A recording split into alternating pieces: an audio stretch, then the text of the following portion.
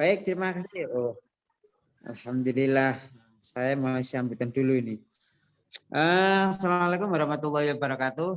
Waalaikumsalam Yang terhormat warahmatullahi Prof. wabarakatuh. Heri, Pak Catur, Pak Fajar, dan pembicara kali ini dari Kanazawa University, Mas Hamid. Wah, ini kayaknya barusan kemarin kita ketemu di kampus, ternyata sekarang sudah kemana-mana.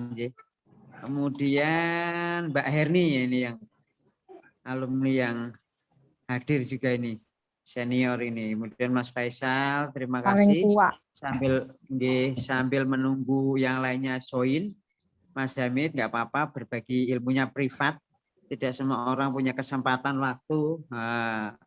Ketika memang semua fasilitas sudah disediakan, beruntung yang bisa join karena memang banyak acara mungkin berbarengan. Dan bagi ilmunya jangan khawatir, ini recording, nanti semoga bisa dibagi ilmunya ya Pak Fajar ya. Dipasang di fisika tube yang disediakan di web kita sehingga nanti bisa bermanfaat bagi adik-adik kelas yang pengen AI misalkan. Jadi wah dapat ilmu nih dari Pak Hamid AI ya. Ini kan dimana kalau di Tokyo, belajar di Tokyo, di Jepang, di Kanazawa. Ini berarti alumni sama Pak Kidir ya Pak? Iya, ya betul. Wah, ya ini Kampus alhamdulillah S3-nya ini. Pak Kidir. Ini terus berlanjut terus ini orang-orang Indonesia dibawa ke luar ini dari alumni-alumni kita. Baik, terima kasih atas waktu dan kesempatannya Mas Hamid untuk berbagi ilmu. Terima kasih Prof. Heri atas waktu dan kesempatannya dan fasilitas Zoom-nya. Pak Fajar yang tidak lelah mengorganisir kegiatan ini, semoga sehat-sehat selalu, berkah. Bapak Ibu yang juga join hadir ini sehat-sehat selalu. Kemudian semoga ilmu yang diberikan bermanfaat ini bagi kita semua. Jadi saya kalau ngambil S3 bisa pakai di DSI ya, nanti pakai di AI ya berarti Prof. Heri. Izin nih Prof, ini kalau ini bisa nambah ilmu ini nanti jadi topik riset S3 gitu kan. Jadi tidak harus ke luar negeri, ini dari teman-teman luar negeri saja sudah pada join ke kita untuk berbagi ilmu. Semoga semakin lebih paham, lebih menarik, lebih tertarik lah begitu. Nanti insya Allah diliput IKA Undip biasanya saya nanti kontak Mas Norma. Jadi ini belum ada ini. Baik, mungkin itu saja yang bisa saya sampaikan. Ya Mas Hamid dan alumni-alumni semua dan Bapak Ibu dosen yang bisa hadir, biasanya Bu Sumarah juga join ini. Semoga beliau bisa hadir juga untuk menambah informasi alumni-alumni yang kuliah di luar negeri untuk berbagi ilmu. Terima kasih. Mohon maaf dari arah manapun jika penyelenggaraan ada hal-hal yang kurang berkenan, yang tidak nyaman misalkan. Mungkin itu saja dari kami alumni Fisika Undip. Assalamualaikum warahmatullahi wabarakatuh. Waalaikumsalam warahmatullahi wabarakatuh. Terima kasih banyak kepada Bapak Zainal Arifin SSMSI atas sambutan hangat sekaligus pencerahan bagi kita sekalian.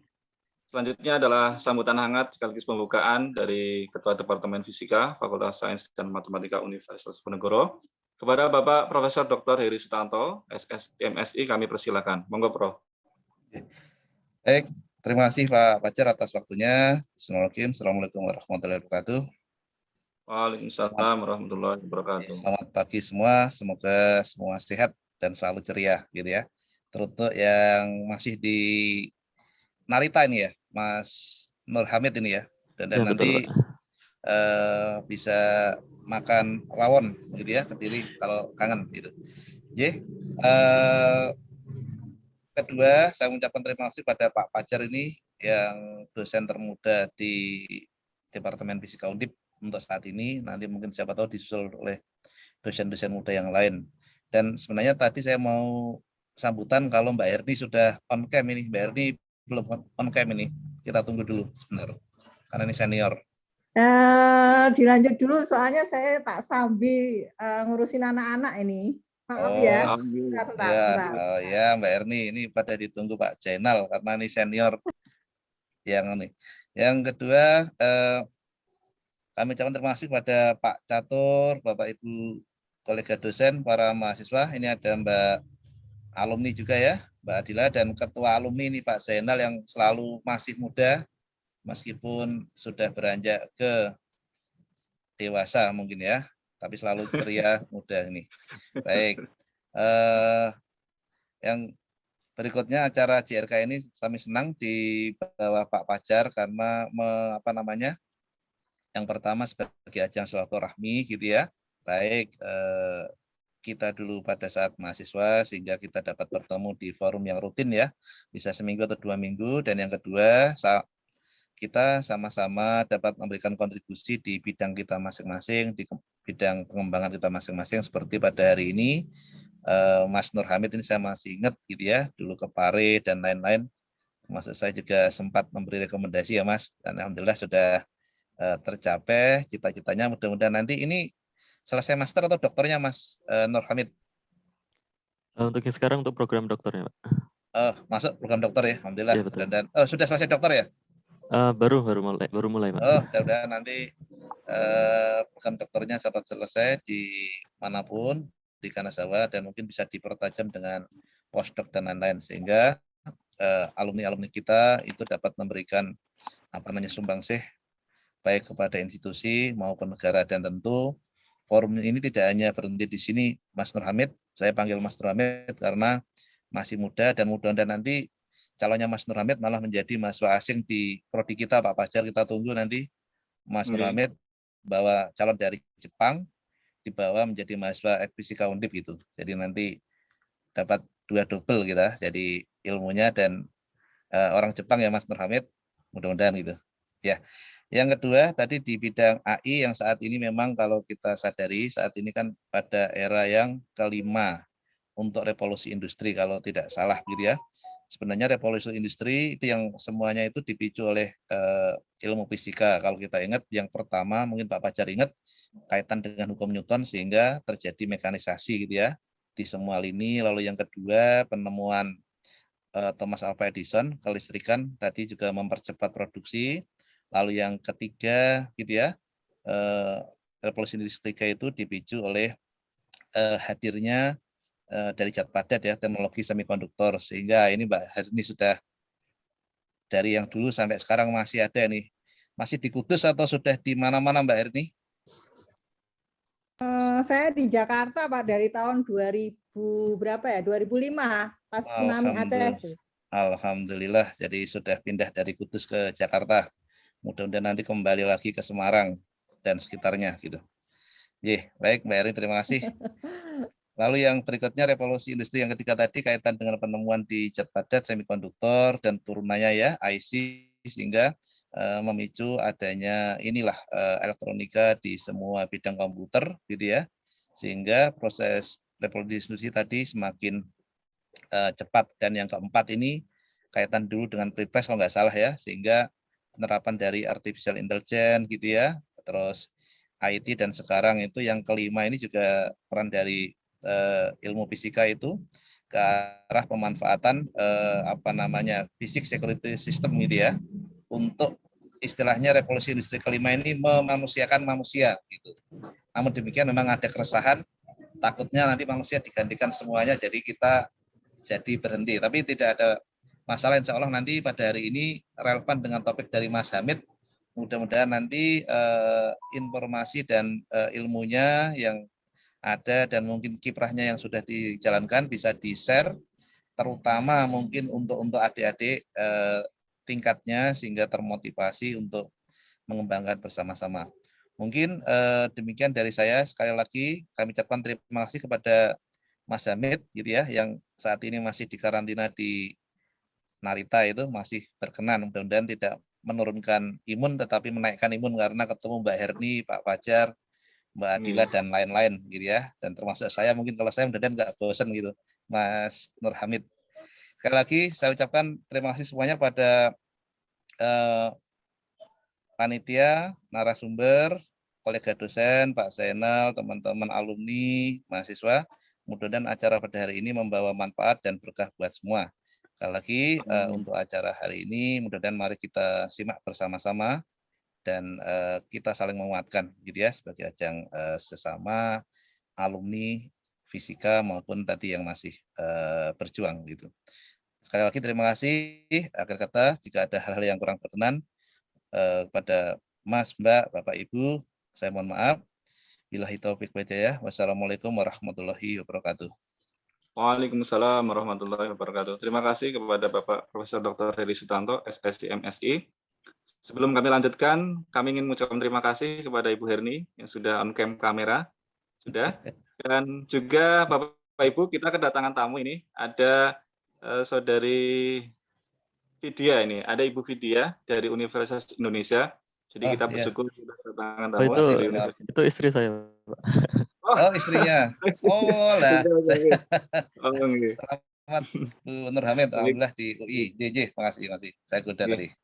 Dan Bapak Ibu, episode ini sebenarnya episode spesial karena ini ekstra begitu. Jadi alhamdulillah kita ada episode ekstra dan insya Allah Bapak Ibu sebagai informasi awal, CRK tahun ini kita tutup Sabtu besok bersama Bapak Toto Nugroho, SSI dari Badan Riset dan Inovasi Nasional. Jadi insya Allah mohon kehadiran Bapak Ibu dan partisipasi Bapak Ibu sekalian pada acara jendela rumah kita senantiasa selalu. Bapak Ibu yang kami hormati dan kami banggakan, tentunya sudah tidak sabar lagi kita menunggu materi dari Bapak pemateri kita. Gitu. Dan sebelumnya mohon izin untuk menyampaikan sekilas tentang beliau. Beliau adalah Bapak Nur Hamid. Beliau dari Rembang, dan beliau saat ini sedang menempuh studi di Kanal Jawa University. Beliau pernah berkiprah sebagai riset asisten di Universitas Indonesia, dan barangkali Bapak Ibu serta adik-adik sekalian dapat kontak beliau di 089790200611, dan nomor beliau masih aktif di Pak Hamid sampai sekarang, walaupun beliau di Jepang. Kemudian beliau menempuh pendidikan S1 di Universitas Diponegoro, Fisika, angkatan 2011. Kemudian beliau menempuh master di Universitas Indonesia di Fakultas Ilmu Komputer. Kemudian beliau selesai tahun 2020 dan alhamdulillah beliau saat ini melanjutkan di Kanazawa University. Bidang apa Pak Hamid? Bidang yang sama, komputer? Ya betul, bidang AI fokusnya Pak Fajar. Artificial Intelligence, dan beliau memiliki pengalaman, prestasi, dan capaian yang sangat banyak. Di antaranya yang terbaru adalah Best Paper Award for Artificial Intelligence. Kemudian beliau pernah, beliau itu sangat suka membuat kaligrafi, baik yang berupa tulisan maupun terukir di sandal biasanya. Jadi beliau sangat kreatif, inovatif. Kemudian beliau merupakan penerima bidik misi, kemudian dilanjutkan LPDP, dan dilanjutkan dengan Max Scholarship. Jadi ini juga motivasi khususnya untuk adik-adik mahasiswa yang masih aktif, bahwa teman-teman bidik misi dan semuanya juga sangat-sangat berpulang untuk berprestasi dan meraih impian masing-masing. Nah ini artikel-artikel beliau menulis artikel yang banyak, diantaranya adalah tentang automatic lidar building, implementation based on DGCNN and Euclidean clustering. Nah, ini di Big Data 7/102 tahun 2020. Kemudian beliau juga aktif sebagai partisipan di conference, salah satunya di IEEE, kemudian di International Conference on Advanced Computer Science and Information System. Dan beliau untuk pengalaman organisasional, involvement experience, beliau sebagai Vice Chair of Management of LPDP, kemudian beliau menjadi Head of Communication Information, HIMPAS, dan tentunya beliau adalah Ketua Himpunan Fisika ya Pak Hamid ya, Ketua Himpunan Fisika Undip tahun 2013. Sorry, ini salah tulis saya. 2011, begitu.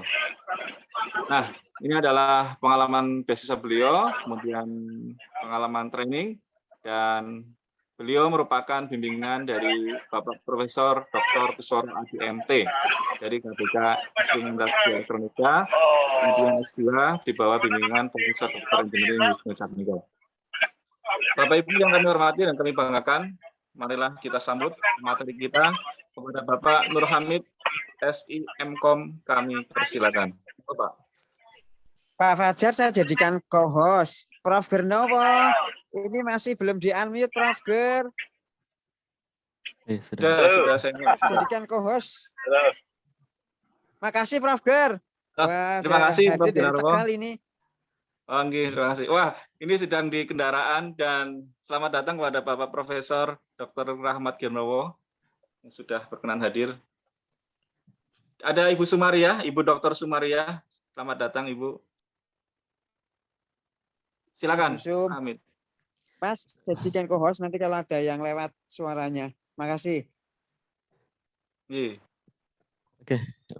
Oke, baik, terima kasih Pak Fajar atas pengantarnya. Bismillahirrahmanirrahim. Assalamualaikum warahmatullahi wabarakatuh. Waalaikumsalam warahmatullahi wabarakatuh. Selamat pagi Bapak Ibu, salam sehat untuk kita semua. Mudah-mudahan kita diberikan kekuatan di tengah masa pandemi seperti saat ini. Pertama-tama rasa syukur kita panjatkan kehadirat Allah Subhanahu wa taala atas limpahan nikmat dan karunia-Nya kita masih diberikan kesempatan untuk bisa berkumpul bersama meskipun secara virtual.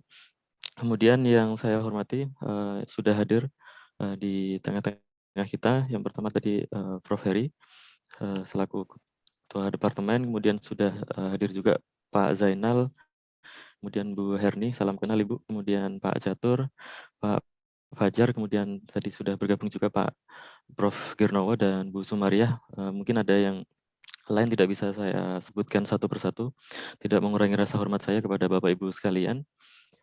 Kemudian insya Allah bergabung juga tadi sudah disebut istri saya sudah bergabung dan menyimak, sudah lulus S2 dari UI juga.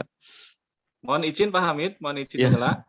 Ini jika kita juga kedatangan tamu dari Korea Selatan ini. Oh iya. Ada Pak Hafiz, angkatan 2006. Saya nggak bisa lihat mungkin. Salam kenal Pak Hafiz.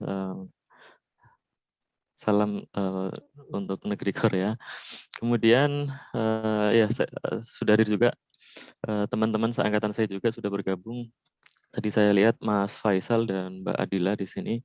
Kemudian yang lain mungkin ini ada di kelas atau mahasiswa aktif Fisika Undip. Mudah-mudahan dimanapun sehat selalu. Seperti itu kira-kira. Izin saya untuk share screen ya, Pak Fajar. Langsung saja. Monggo. Oke, bismillahirrahmanirrahim. Saya mulai. Mudah-mudahan bisa terlihat. Sudah. Oke, saya izin untuk share screen. Oke, sebentar saya coba. Oke, jadi itu saya share ini Pak Fajar dan teman-teman. Barangkali ingin akses materinya bisa di link tersebut. Jadi sudah saya upload. Barangkali ingin menyimak pakai device masing-masing, silakan bisa diakses di link tersebut. Sudah saya share di chat box. Mudah-mudahan bisa diakses.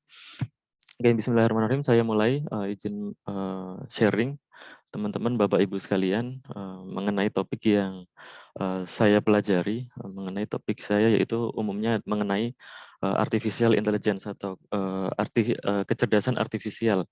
Kalau di terjemahan ke bahasa Indonesia kira-kira seperti itu. Kemudian saya akan menyampaikan peluangnya untuk penelitian di bidang fisika. Kira-kira seperti itu. Oke. Yang pertama itu tadi sudah disampaikan oleh Pak Fajar sekilas mengenai profil saya. Jadi saya cukup lewati saja kira-kira.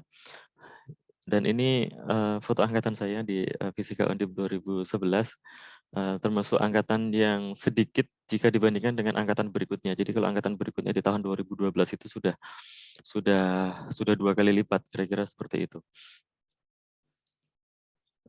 Oke, kemudian ini aktivitas saya selama kuliah di Universitas Diponegoro jurusan Fisika. Ini mulai dari foto saya maba.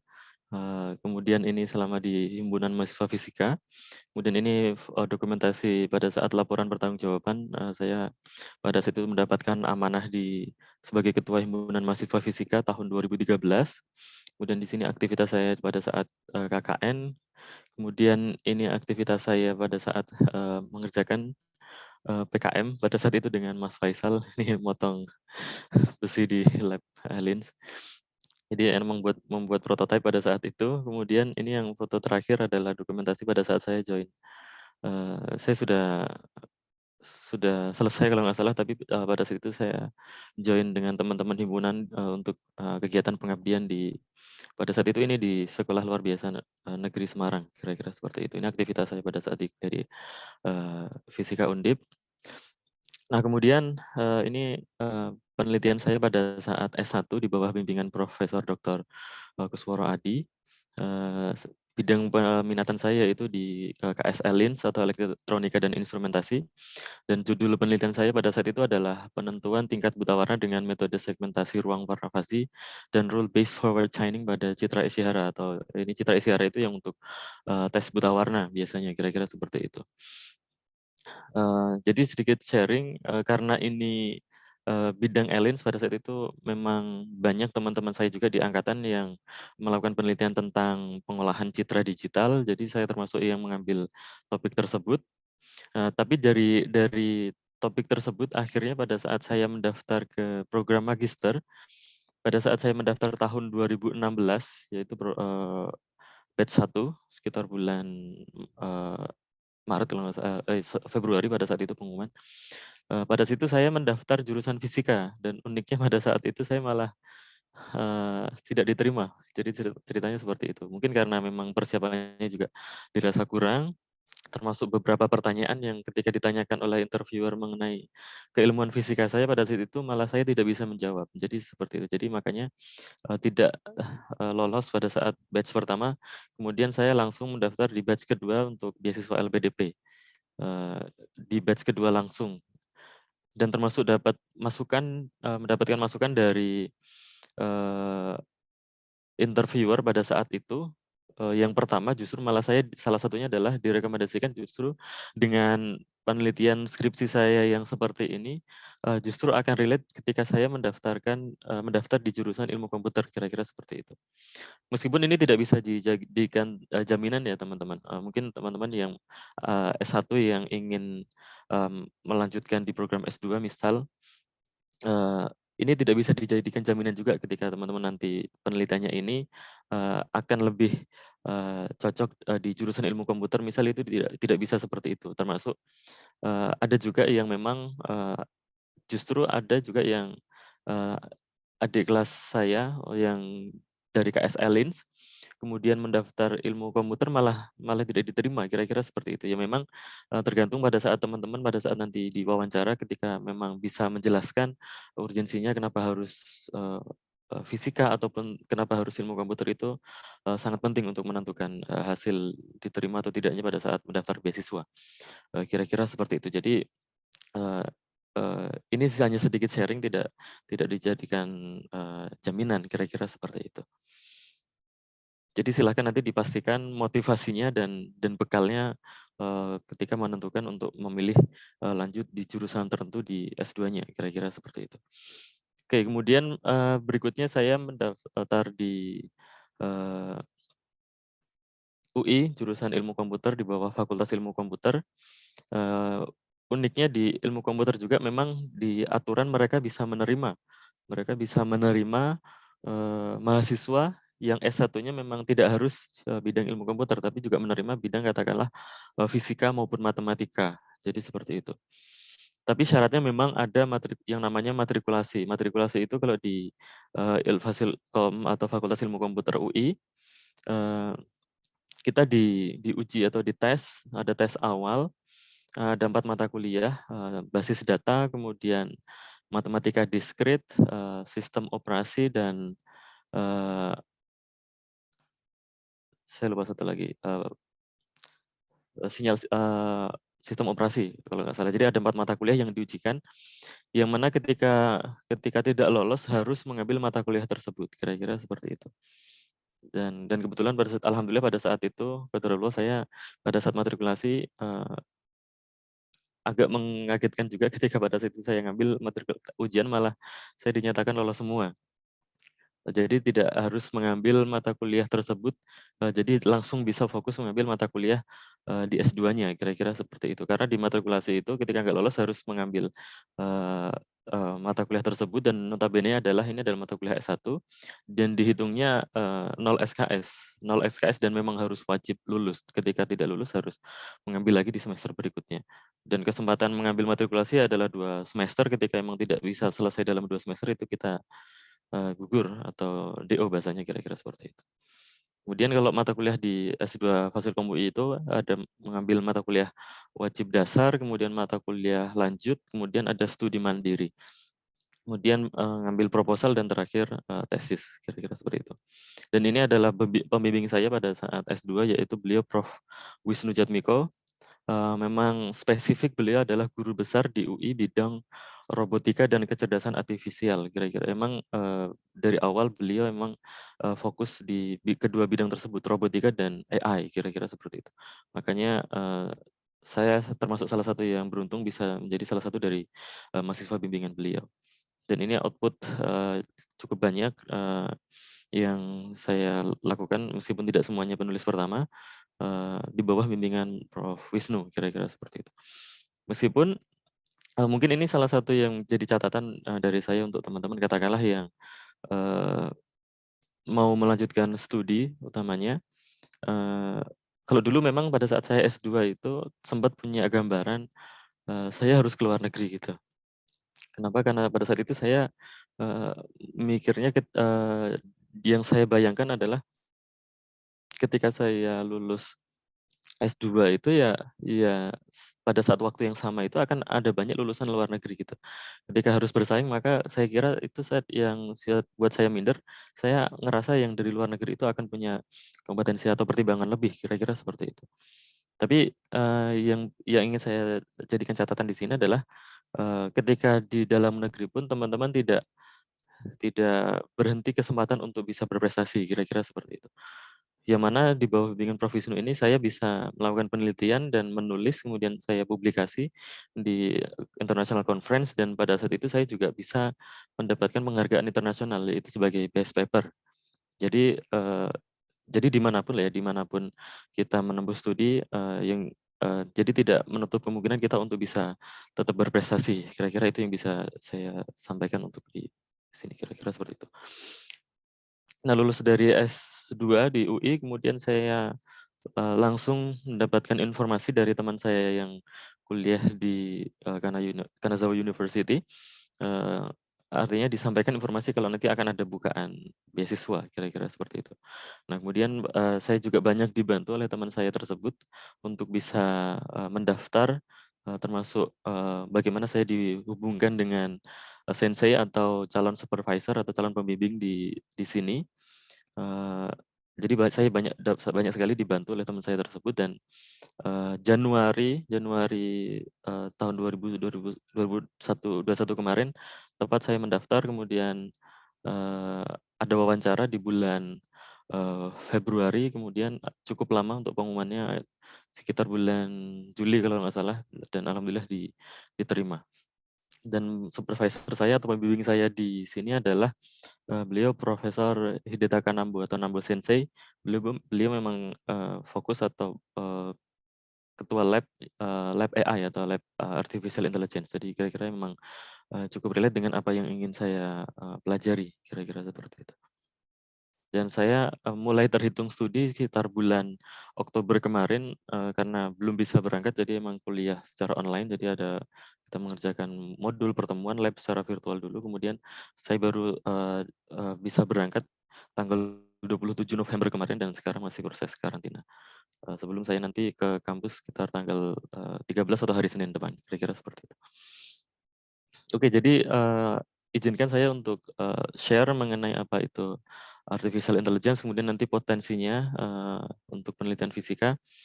Dan ini mungkin saya klaim di awal karena mungkin ini ada yang mungkin baru pertama kali, dan termasuk saya sebenarnya masih banyak belajar juga.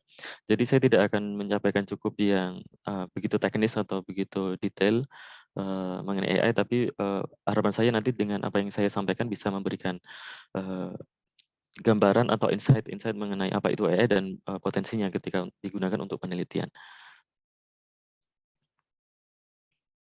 Oke, kita berawal dari apa itu AI. Bentar. Jadi AI ini saya ambil dari presentasinya Prof. Anil Jain. Anil Jain itu termasuk koleganya dari pembimbing saya S2, Prof. Wisnu. Prof.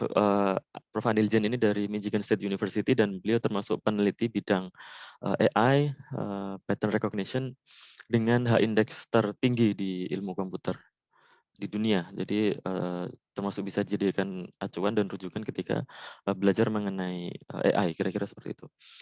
Dari presentasi beliau menyampaikan AI itu kira-kira adalah bagaimana kita melatih mesin agar mempunyai kemampuan kecerdasan yang sebagaimana manusia mendefinisikan perilaku cerdas itu seperti apa. Kira-kira seperti itu. Nah, termasuk yang menginisiasi atau mengawali dari AI itu sendiri adalah Alan Turing. Alan Turing termasuk peneliti, termasuk sampai difilmkan kalau nggak salah dari kisah beliau. Dan beliau membuat yang namanya imitation game atau Turing test. Turing test ini dilakukan dengan menguji kemampuan mesin. Jadi ada respon, ada orang, ada human. Nah, kemudian ini ditutup dan dia akan melakukan interaksi dengan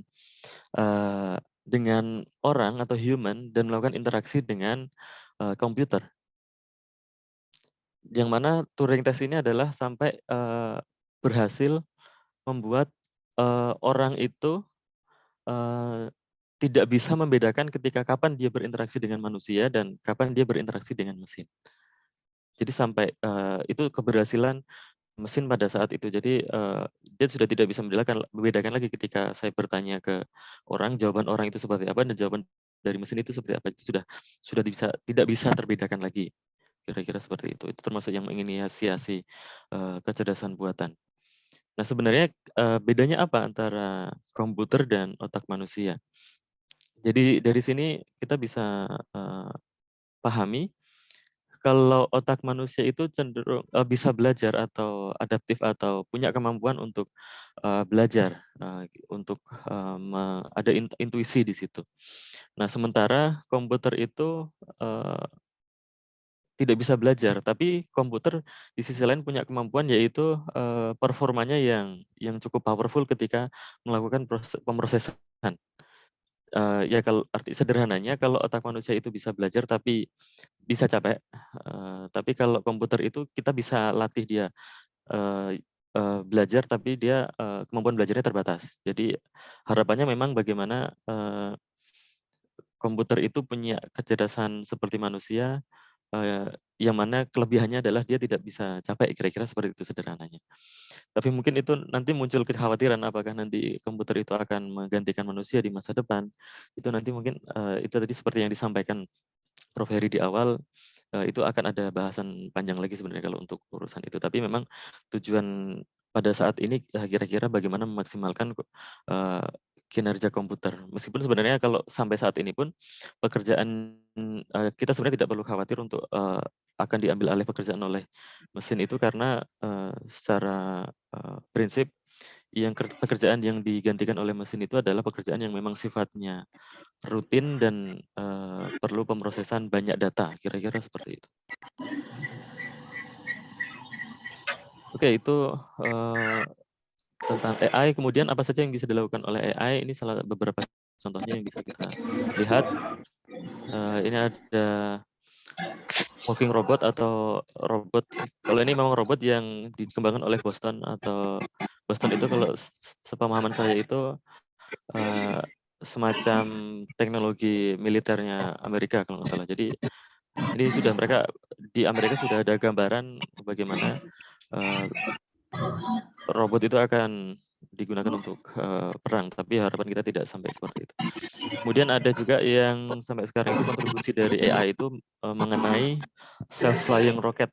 Ini mungkin teman-teman juga sudah tahu yang Elon Musk yang punya Tesla juga, salah satunya juga punya SpaceX yang terinspirasi mau mengeksplor planet Mars, kira-kira seperti itu. Dan ini salah satu teknologinya, roketnya yang dia sudah bisa terbang sendiri dan landing sendiri atau mendarat sendiri.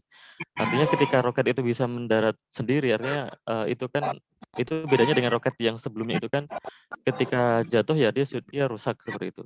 Tapi ketika dia bisa terbang sendiri dan mendarat sendiri, ini roketnya bisa lebih tahan untuk bisa digunakan lagi, kira-kira seperti itu teknologinya.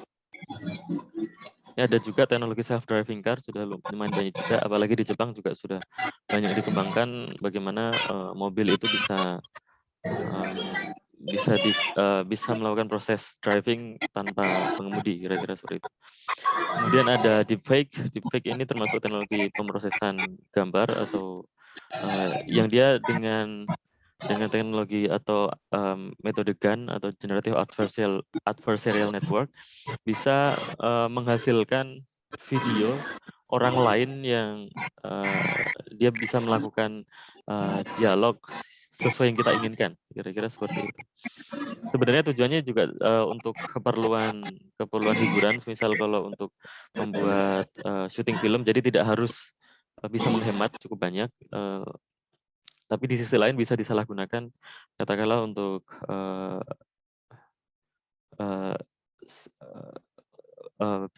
yang berita-berita palsu, kira-kira seperti itu. Kemudian untuk di bidang kesehatan juga sudah banyak dilakukan kontribusi AI, termasuk bagaimana dia sudah bisa mendeteksi dini kanker ataupun tumor, kemudian untuk kontribusinya di bidang pandemi juga kalau misal teman-teman baca nanti akan ada juga yang pemanfaatannya untuk bagaimana peran AI dalam mengendalikan virus corona, kira-kira seperti itu. Kemudian juga ini salah satu beberapa implementasinya yang lain, mulai dari ini bisa mengenerate bangunan atau apartemen secara otomatis juga. Kemudian ini yang AlphaGo. AlphaGo ini robot atau sistem yang bahkan bisa mengalahkan pemain catur terbaik di dunia, kira-kira seperti itu, dengan algoritma yang cukup kompleks. Kemudian termasuk yang mungkin teman-teman sudah sering pakai itu yang sekarang yang bisa ada di depan teman-teman itu adalah teknologi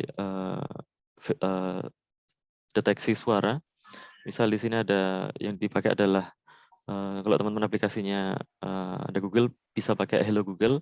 Itu teknologinya bagaimana menggabungkan dengan suara kita, kemudian diterjemahkan, kemudian dicarikan dengan apa yang kita instruksikan, kira-kira seperti itu. Misal teman-teman mau sederhananya kalau misal teman-teman sering pakai itu, misal mau joke ataupun mau cerita apa ataupun keperluan apa, itu bisa dengan Hello Google.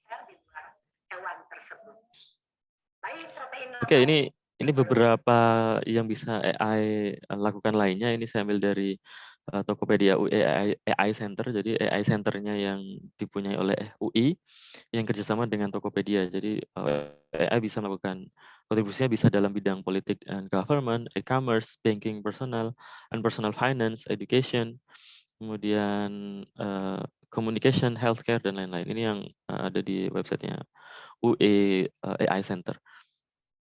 Dan bidangnya juga cukup banyak. Ketika kita bicara AI juga pembagiannya cukup banyak, mulai dari image processing and signal processing, machine learning, pengenalan pola, deep network atau deep learning, kemudian security and privacy, termasuk juga yang domain knowledge. Jadi ini cukup banyak bidangnya yang memang luas sekali implementasinya. Nah, termasuk di Indonesia sendiri, mungkin teman-teman yang mengikuti sudah cukup sedikit banyak tahu, bahkan di Indonesia sendiri sudah membuat yang namanya STRANAS atau Strategi Nasional Kecerdasan Artifisial atau STRANAS, disingkat STRANAS KA. Yang mana memang fokusnya untuk mengembangkan AI di Indonesia. Di STRANAS KA ini sudah cukup detail, sudah cukup lengkap. Kalau misalnya teman-teman ingin lebih lanjut membaca bagaimana peran dari masing-masing bidang keilmuan untuk mewujudkan AI di tahun 2045 itu, termasuk prosesnya, kemudian orang-orang yang terlibat siapa saja, kemudian tahap-tahapannya itu seperti apa, ini ada di bahkan ada e-book-nya juga untuk STRANAS KA yang ada di Indonesia. ya ini termasuk bagian dari ikhtiarnya atau usahanya Indonesia menyongsong kecerdasan artifisial di level internasional, yang mana sudah banyak sekali negara yang concern atau fokus di bidang AI, kira-kira seperti itu. Itu sekilas mengenai AI. Kemudian ini saya sedikit sharing kontribusinya AI di bidang fisika. Ini saya ambil dari beberapa rujukan. Jadi memang saya tidak based on my experience, tapi memang saya coba sampaikan berdasarkan apa yang sudah ada dipublikasikan oleh peneliti-peneliti yang lain, kira-kira seperti itu. Ini saya awali dengan computer science. Jadi di computer science memang juga kita belajar bisa kita statuskan sebagai independent knowledge ataupun pengembangan teori-teori di bidang ilmu komputer. Tapi memang karena cukup banyak bisa diimplementasikan ke bidang-bidang lain, jadi ilmu komputer juga bisa difungsikan sebagai enabler atau sebagai alat atau tools untuk bidang lain itu bisa melakukan eksperimen, kira-kira seperti itu.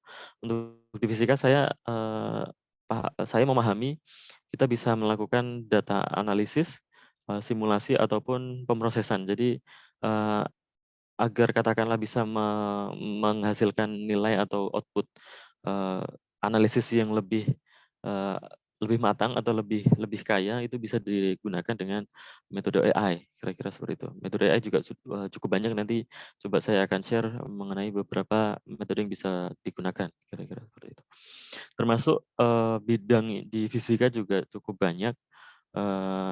Ini yang ada di Undip, mulai dari theoretical physics, geofisika, fisika material, kemudian elektronika dan instrumentasi, kemudian juga fisika medis dan radiasi. Ini saya ambil, ini salah satu yang saya ambil dari MIT. MIT ini bahkan sampai ada semacam komunitas, ini sudah ada blognya juga, ada webnya, yaitu AI and Physics. Jadi di sini keterangannya disebut bahwa tempat untuk pertemuan peneliti-peneliti di bidang AI dan fisika, ada banyak sekali irisan, kira-kira seperti itu. Nah, yang di bagian sini ini ada nama peneliti dan aktivitas-aktivitas penelitian yang dilakukan, kira-kira seperti itu. Ini kalau teman kita perhatikan ada banyak sekali. Ini yang contohnya yang ada di MIT, kira-kira seperti itu. Nah, ini kalau misal ini mungkin mohon maaf kalau misal nanti tidak bisa mewakili semuanya, tapi hanya saya coba sampaikan gambarannya, kira-kira seperti itu. Ini kalau misal di theoretical physics atau fisika teori, misal ini contoh penelitiannya, bagaimana AI ini atau machine learning juga termasuk sub atau irisan dari AI, itu mendeteksi gravitational waves. Kalau misal teman-teman perhatikan, kalau gravitational waves ini kalau nggak salah cukup hype atau cukup populer di tahun 2017. Bagaimana yang sebenarnya itu perakiraannya Einstein itu sudah diprediksi 1 abad lalu, baru bisa terbukti di dekade ini, kira-kira seperti itu. Bagaimana gravitasi yang diprediksi itu dari aktivitas tata surya sekian juta tahun lalu itu bisa deteksi, kira-kira seperti itu. Termasuk teman-teman kalau mengikuti trennya juga di fisika itu, yang termasuk populer juga di tahun-tahun terakhir itu yang gambar pertama black hole. Jadi yang kalau black hole itu kan yang mana partikel yang semuanya dihisap oleh black hole, termasuk partikel cahaya. Jadi sebenarnya ketika dibayangkan itu kan agak tidak mungkin kita mendeteksi sesuatu yang cahaya untuk kita bisa terima sensor kita indera saja itu tidak bisa diterima, itu bagaimana kita mendeteksinya, kira-kira seperti itu. Tapi itu ilmuwan seluruh dunia berkumpul untuk membuat teleskop, tapi bukan teleskop yang konvensional, yang dia bisa dengan sistem tertentu dia bisa membuat teleskop seukuran bumi dengan menempatkan sensornya di titik-titik tertentu. Kemudian hasil dari pendeteksian tersebut, kemudian hasil itu diolah dengan pemrosesan citra digital, itu dihasilkanlah gambar pertama kali black hole, kira-kira seperti itu. Itu yang saya pahami berdasarkan yang saya tahu dari diskusi saya dengan beberapa dosen fisika di UI, kira-kira seperti itu.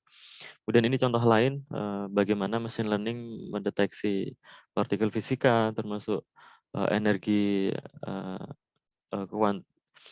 quantum inspired machine learning on high energy physics data. Jadi data-data partikel fisika bisa diolah dengan metode AI, kira-kira seperti itu. Kemudian ini bidang geofisika, mudah-mudahan tidak banyak, tapi mudah-mudahan nanti bisa memberikan gambaran.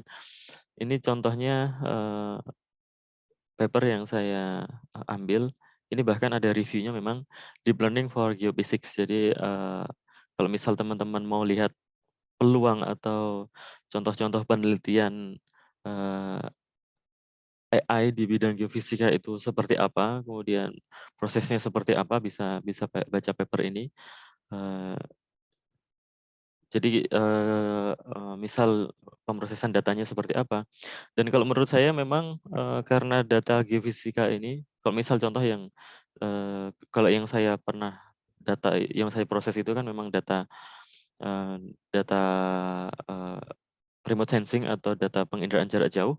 Itu datanya cukup besar dan kita memang perlu komputasi yang cukup powerful juga untuk memproses data tersebut, dan metode deep learning bisa cukup berkontribusi untuk analisis data tersebut, kira-kira seperti itu. Ini contoh penerapannya. Ini penelitian saya di S2, memang memproses data LIDAR. Data LIDAR itu data pencitraan 3 dimensi yang diambil dari metode remote sensing. Kemudian yang saya lakukan di sini adalah segmentasi. Jadi dari data mentah bagaimana kita memproses agar mendapatkan data segmentasinya untuk mengenali mana bagian vegetasi, mana bagian building, mana bagian non building, kira-kira seperti itu contohnya. Kemudian untuk fisika material mungkin ini salah satu yang saya mungkin nggak begitu banyak paham. Tapi ini yang saya coba cari papernya dan ada reviewnya juga. Ini bagaimana kontribusi machine learning termasuk bagian subsection dari AI itu bisa memproses digunakan untuk material modeling. Kemudian soft matter, kemudian basic inspired machine learning theory, termasuk misal mau mempelajari teori fisika di fisika material ataupun hard material, kira-kira seperti itu. Yang saya pernah cukup lihat itu adalah yang pemodelan material gitu. Yang saya pernah dapat simak presentasinya itu adalah bagaimana penelitian di bidang semikonduktor ataupun bidang ilmu baterai, yang mana untuk bagaimana menemukan komposisi zat-zat apa saja atau material apa saja yang bisa menghasilkan baterai yang efektif. Nah, untuk mendapatkan konfigurasi atau komposisi tertentu itu kan perlu banyak sekali kemungkinan, dan simulasi ataupun pemodelannya itu bisa dilakukan dengan bantuan komputer, kira-kira seperti itu. Kemudian di sini yang elektronika dan instrumentasi ini cukup jelas malah untuk bagaimana kontribusinya di bidang elektronika dan instrumentasi, karena untuk otomasi, kemudian optimasi, kemudian untuk pengukuran di bidang itu sangat, kalau menurut saya sangat bisa sekali disupport dengan teknologi AI, kira-kira seperti itu. Kemudian untuk ini di bidang fisika medis dan radiasi, ini saya coba temukan beberapa papernya yang membahas hal tersebut. Misalnya contohnya untuk integration of AI and machine learning in radiotherapy QA. Kemudian juga untuk keperluan radiation oncology treatment planning bisa dibantu dengan AI juga. Kira-kira seperti itu. Untuk feedback mungkin sampai sini ada yang ingin didiskusikan dulu atau saya lanjutkan dulu, Mas Fajar dan teman-teman. Barangkali Bapak Ibu ada pertanyaan?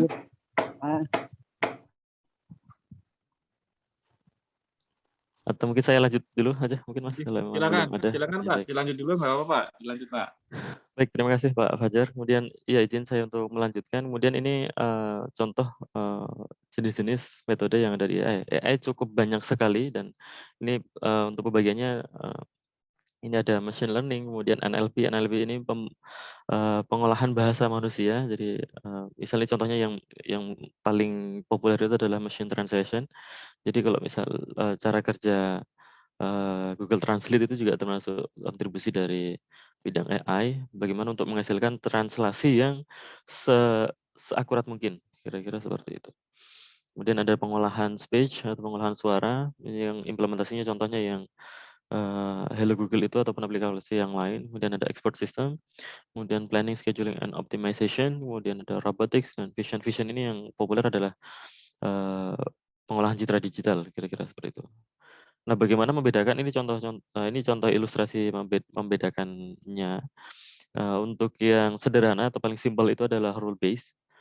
Rule base itu dari input, kemudian kita mendesain program, kemudian ada output. Nah, kemudian kalau untuk yang classic machine learning itu ada istilahnya yang kita sebut sebagai feature. Feature itu adalah ciri. Ciri itu kalau misal kita memproses data citra itu kita nanti mendefinisikan fitur. Fiturnya itu misal contohnya itu kalau untuk data data data daun data daun itu nanti kan kita bisa dapat nilai-nilai fitur misal volumenya, volume bisa kalau misal ada beberapa lapis, ada luasnya, kemudian jari-jarinya, ada perimeter atau kelilingnya, kemudian fitur dari fitur warnanya, itu yang kita sebut sebagai feature atau ciri.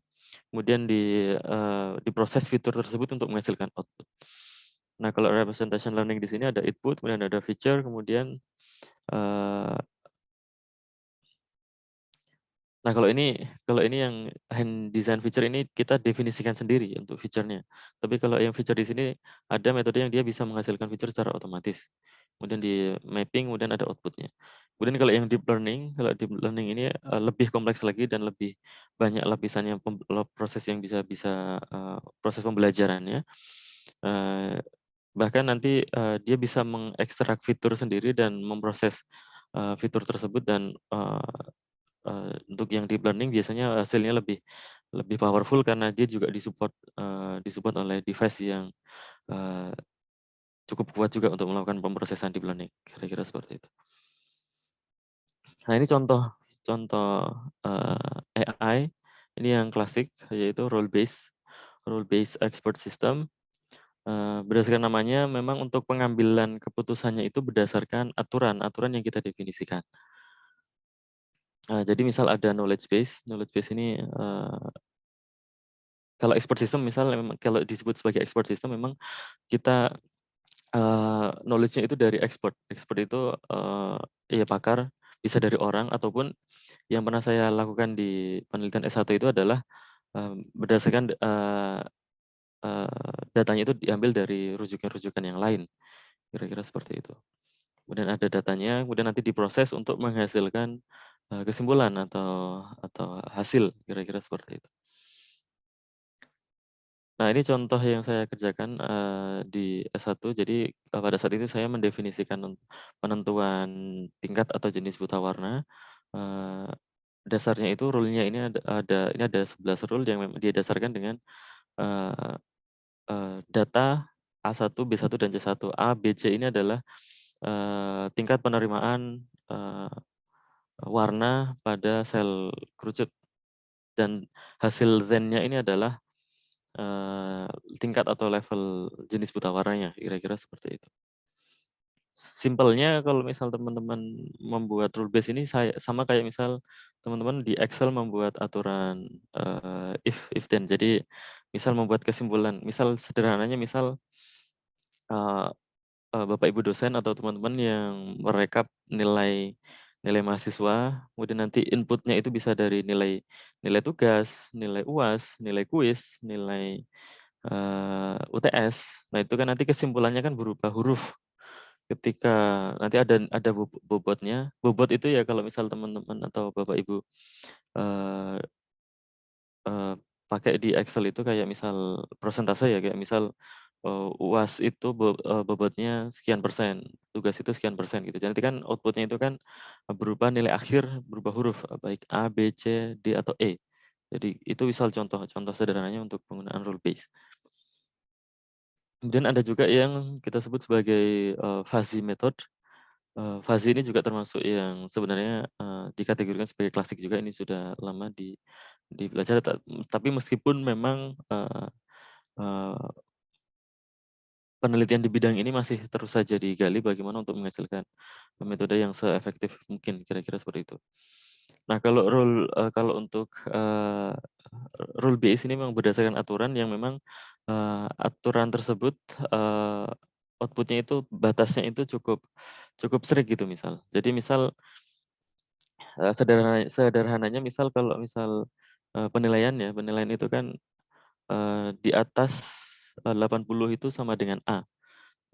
Di bawah 80 itu B.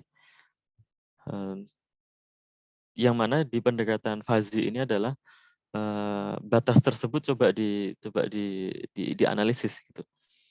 Jadi kan katakanlah mungkin kasihan yang teman-teman atau kita yang mahasiswa dapat nilai 79,8 itu kan sudah mepet banget ke A, tapi akhirnya kita tetap dapat B gitu. Tapi di algoritma ini, di fase ini bagaimana batas-batas itu lebih dianalisis gitu. Misal di sini ada data ya, ada data tinggi badan student, kemudian dibedakan menjadi pendek, sedang, dan tinggi. Jadi kalau short, ini kan ada batasnya itu jadi tidak langsung strict ke bawah, tapi dia ada irisannya gitu. Jadi kalau 150 sampai 170 ini dia dikategorikan sebagai pendek, tapi untuk range yang sedang ini dari 165 sampai 185, kira-kira seperti itu. Jadi nanti ini dengan ini sebenarnya harapannya bisa mendapatkan analisis yang lebih mendalam atau lebih pas bagaimana mendefinisikan short, average, ataupun tall, kira-kira seperti itu. Meskipun nanti sebenarnya ketika sudah dapat irisan ataupun hasilnya ini pemrosesnya dengan rule base lagi. Jadi kira-kira seperti itu. Yang saya pahami kira-kira yang dari buku ini, yang dari buku Artificial Intelligence Guideline to Intelligent System itu untuk penjelasannya seperti itu kira-kira. Kurang tahu yang mungkin terbaru ada analisis yang lebih lagi, kira-kira seperti itu. Ini kalau untuk yang fuzzy method, yang ini yang termasuk saya yang pakai juga di S1 untuk mendefinisikan warna itu dengan fuzzy space. Jadi dari nilai hue-nya atau nilai hue, ini nanti kita definisikan batas-batas bagaimana dia red, orange, maupun warna-warna yang lain. Kira-kira seperti itu. Kemudian juga ini yang metode yang lain juga ada decision tree. Decision tree ini sebenarnya kalau kita pahami konsepnya hampir mirip dengan rule base, jadi tapi lebih kompleks. Jadi nanti dia bercabang gitu. Jadi ada akarnya, kemudian nanti dia menentukan apakah nanti kondisinya 1, 2, atau 3, kemudian turun lagi ketika kondisi 3, nanti dia dicek lagi apakah kondisinya 1, 2, 3, atau 4, kemudian dicek lagi dan lain sebagainya. Ini ada yang namanya decision tree. Nah, kalau nanti ada banyak, ini kan kalau satu pohon, kalau ada banyak pohon itu kita di ilmu komputer disebutnya sebagai hutan ya. Kalau misal kumpulan dari pohon itu kan hutan, jadi kita sebut sebagai random forest, kira-kira seperti itu. Nah, kemudian ini ada yang disebut sebagai neural network. Ini inspirasinya adalah dari dari neural atau sistem saraf yang ada di organ tubuh, bagaimana dia melakukan proses pembelajaran gitu. Jadi kalau untuk sensor saraf itu kan dipahaminya itu kan bagaimana proses belajar itu kan dia menerima rangsang, kemudian diproses, kemudian ada outputnya, kemudian dicek lagi outputnya itu apakah sudah oke. Jadi ada semacam proses pembelajaran di situ. Nah jadi ini misal contoh untuk yang misal di sini ada beberapa output. Output ini misal ini nanti jadi ini proses pembelajaran yang jenis sudah bisa ada proses pembelajaran ya Bapak Ibu dan teman-teman. Jadi kalau misal rule based tadi kan memang berdasarkan aturan yang dia tidak ada proses pembelajaran di situ. Tapi kalau di sini dia outputnya adalah bagaimana menentukan nilai bobot di sini. Menentukan nilai bobot dan nilai bias. Jadi ada input. Jadi ada input misal misal data input di sini ini misal contoh untuk mendeteksi atau mendefinisikan cuaca misal. Jadi inputnya itu misal di sini kalau misal di sini input 1 bisa dari nilai suhu, kemudian di sini misal nilai curah hujan, dan di sini ada kecepatan angin misal, kemudian di sini ada data kelembapan. Nah, kemudian outputnya ini adalah data dari data sebelumnya misal. Jadi misal record data selama setahun sebelumnya, kemudian diproses, kemudian outputnya kan sudah didefinisikan. Misal pada hari 1 itu dengan data-data kecepatan angin, kelembapan, curah hujan itu sekian, maka nanti outputnya di sini misal. Outputnya maka dia cerah atau misal keluarannya bisa hujan atau enggak hujan gitu misal. Nah, makanya nanti dari sekian banyak data nanti dia akan dilatih. Kemudian hasilnya dari pembelajaran ini adalah nilai bobot dan nilai bias. Nilai bobot ini maksudnya bagaimana untuk menghasilkan output yang paling betul. Itu nanti kira-kira bobot untuk data curah hujan itu berapa gitu. Kemudian data untuk kecepatan angin itu berapa. Kemudian untuk kelembaban udara nanti dikasih bobot berapa agar outputnya itu sesuai. Kira-kira seperti itu. Itu mekanisme yang dilakukan oleh neural network, kira-kira seperti itu. Ini rumus untuk bagaimana update bobot dari iterasi satu ke iterasi yang lain. Iterasi itu satu proses perhitungan untuk menghasilkan nilai. Dan untuk nilai bobot biasanya ini diinisiasi dengan nilai random atau data acak, kira-kira seperti itu. Kalau activation function ini nanti sebelum output itu ada fungsi aktivasi yang menentukan apakah nanti ketika outputnya ada batas, biasanya ada batas nanti misal contoh yang sigmoid di sini kalau misalnya nilainya kurang dari sama dengan 0 nanti maka dia dikategorikan sebagai X. Kalau misal nilai Y nanti dia sama dengan 1, kira-kira misal contohnya seperti itu. Oke, mungkin kalau misal teman-teman pengen tertarik nanti sebenarnya banyak juga yang tutorial-tutorial yang menjelaskan metode ini, kira-kira seperti itu. Jadi ini saya sampaikan di sini barangkali ada insight teman-teman yang kira-kira untuk di penelitiannya ataupun kerjaan yang lain, maksudnya perlu analisis dengan cara seperti ini. Mungkin barangkali ada insight-nya kira-kira seperti itu. Nah, kalau neural network ini biasanya memang proses pembelajarannya cukup sesederhana ini. Tapi kalau untuk yang deep learning biasanya dikategorikan deep learning kalau memang nanti dia pemrosesannya itu sudah banyak sekali lapis atau layer, kira-kira seperti itu. Jadi untuk menghasilkan data yang lebih akurat, apalagi datanya itu banyak, biasanya nanti banyak sekali layer-layer yang digunakan gitu misalnya.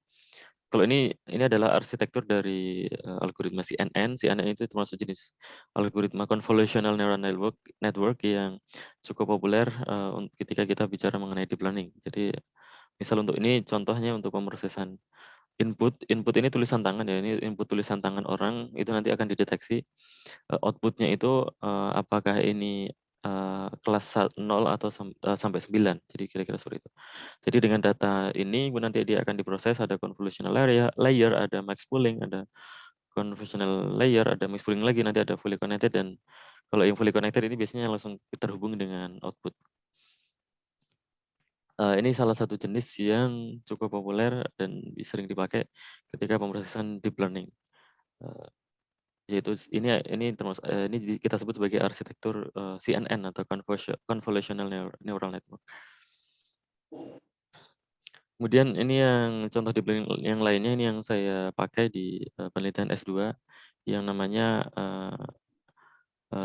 DGCNN atau Dynamic Graph Convolutional Neural Network.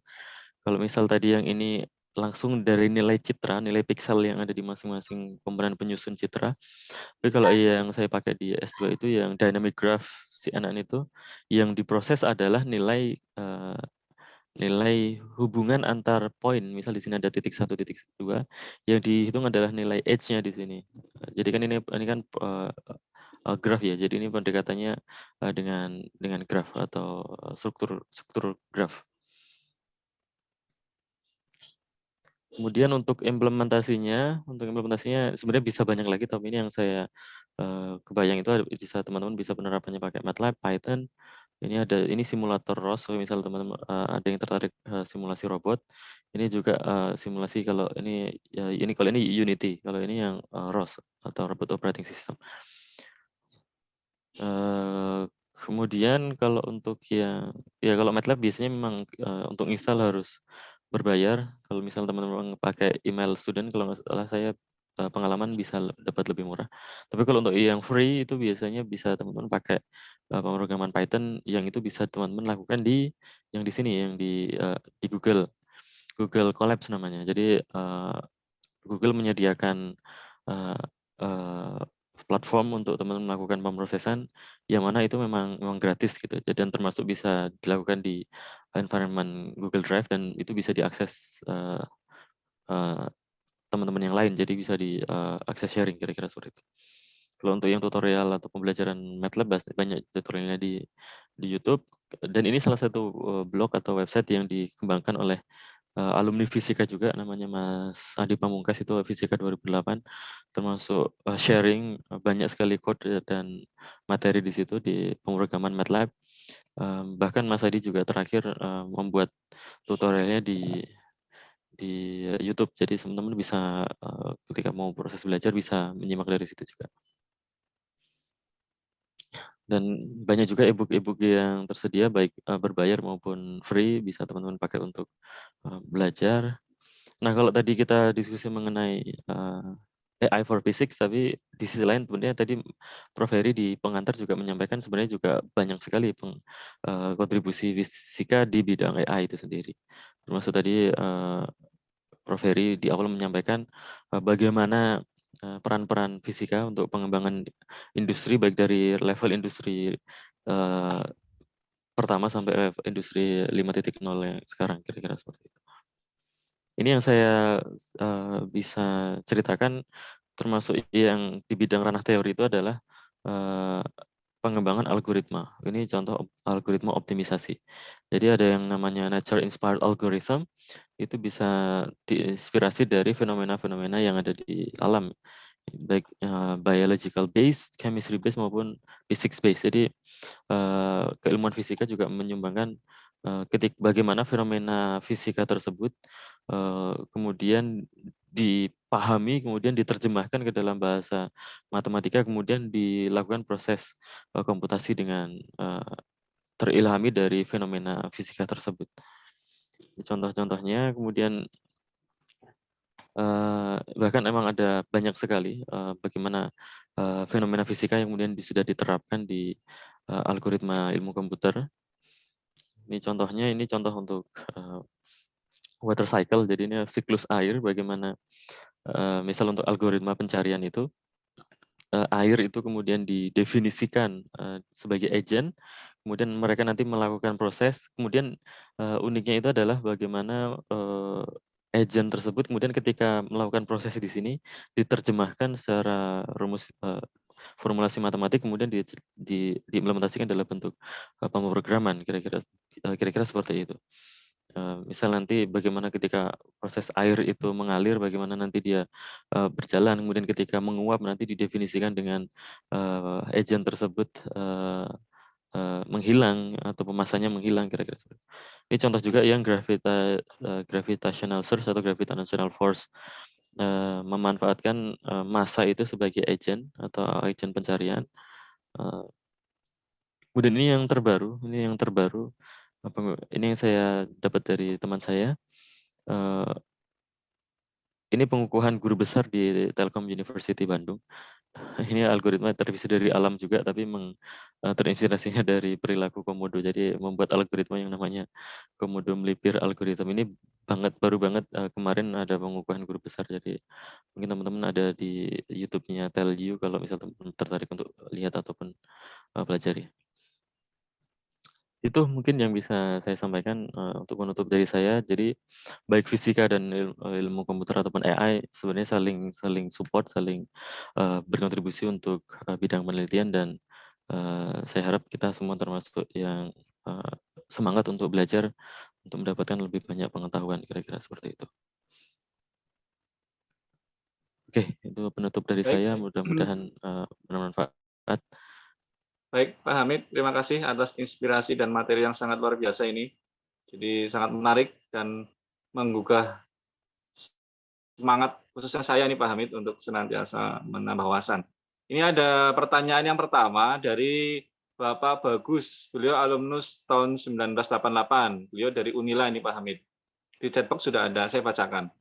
Assalamualaikum warahmatullahi wabarakatuh. Di Hamid, saya ingin tahu lebih jauh kira-kira seperti apa aplikasi machine learning pada bidang global tomografi seismik seperti yang tadi diperlihatkan pada slide dari Agu, terutama dalam memproses data-data seismologi yang sangat besar. Nah, silakan Pak Hamid. Di chatbox sudah ada tadi. Oke, terima kasih Pak Fajar dan Mas Bagus atas pertanyaannya. Oke, sebentar saya konfirmasi dulu ya untuk kalau data seismologi itu bentuknya seperti apa ya, Mas Agus? Boleh didiskusi langsung mungkin kalau berkenan. Barangkali Pak Bagus dapat disampaikan. Mohon maaf ini karena saya penelitian S2 juga mengolah data. Data kegempaan, Mas, seismologi Oh, itu. data kegempaan. Datanya biasanya berupa apa, Mas? Data kedalaman, data frekuensi, data magnitudo, macam-macam lah. Itu nanti bisa dibuat model untuk semakin memperkuat citra global interior bumi misalkan gitu. Misalkan di bawah lempeng Jawa itu menunjam sampai berapa kedalaman kilometer, itu saya lihat di ITB itu kan kerjasama dengan MIT, Profesor Sri Widiantoro itu bagus sekali gitu hasilnya. Tapi mungkin fisika lebih hebat karena kan lebih menguasai teknologinya dibanding orang-orang teknik geofisika gitu misalkan. Makasih, Dek. Oke, terima kasih Mas Bagus. Izin menjawab. Jadi memang saya sampaikan lagi ya, kalau AI ataupun machine learning ini kan kita bisa fungsikan kalau misal non computer science itu kan difungsikan sebagai tools ya, untuk memproses data-data tersebut. Termasuk tadi kenapa saya mungkin tanya di data, termasuk yang cukup cukup pricey, cukup berharga di computer science atau di algoritma AI itu adalah datanya, Mas. Jadi maksudnya kan sebenarnya ini kan juga AI itu termasuk data driven. Jadi semakin bagus, semakin lengkap, semakin banyak data yang diproses itu, harapannya itu adalah hasilnya juga semakin bagus gitu.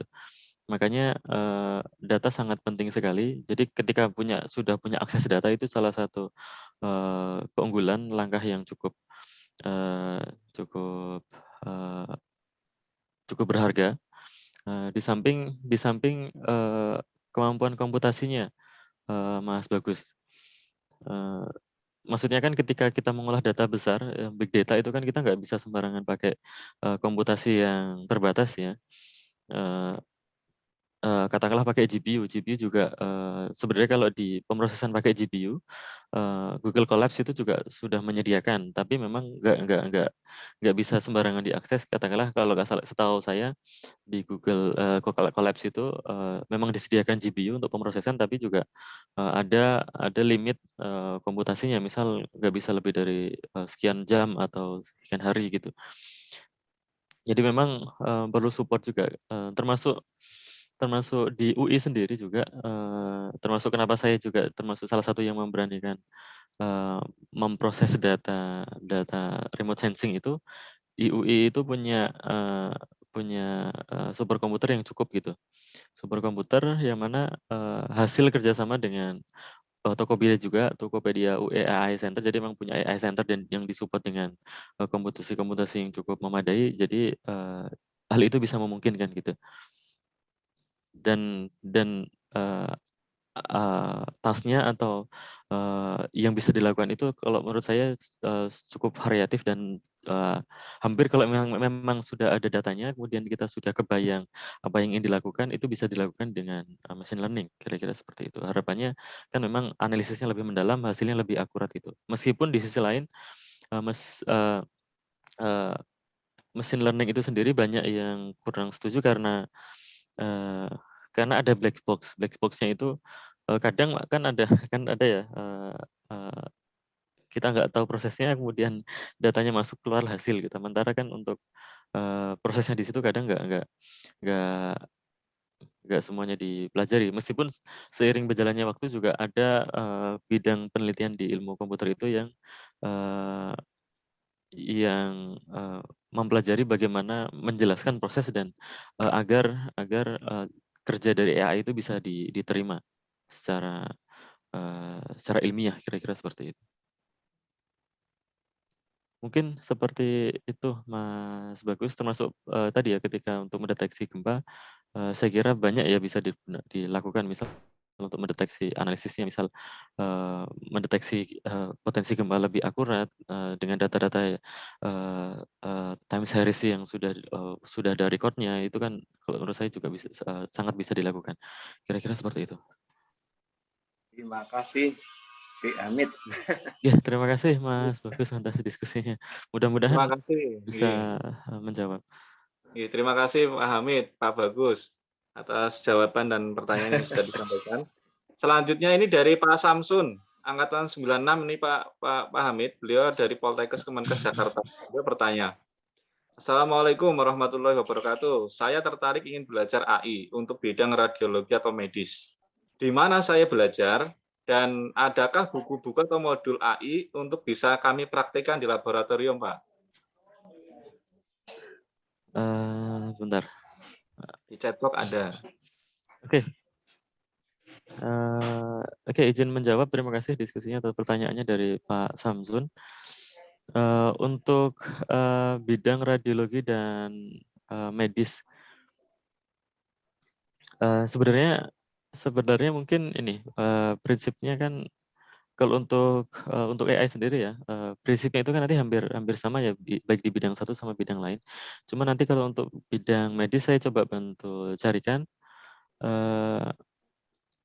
ataupun saya coba linkkan dengan yang memang fokus di bidang tersebut gitu.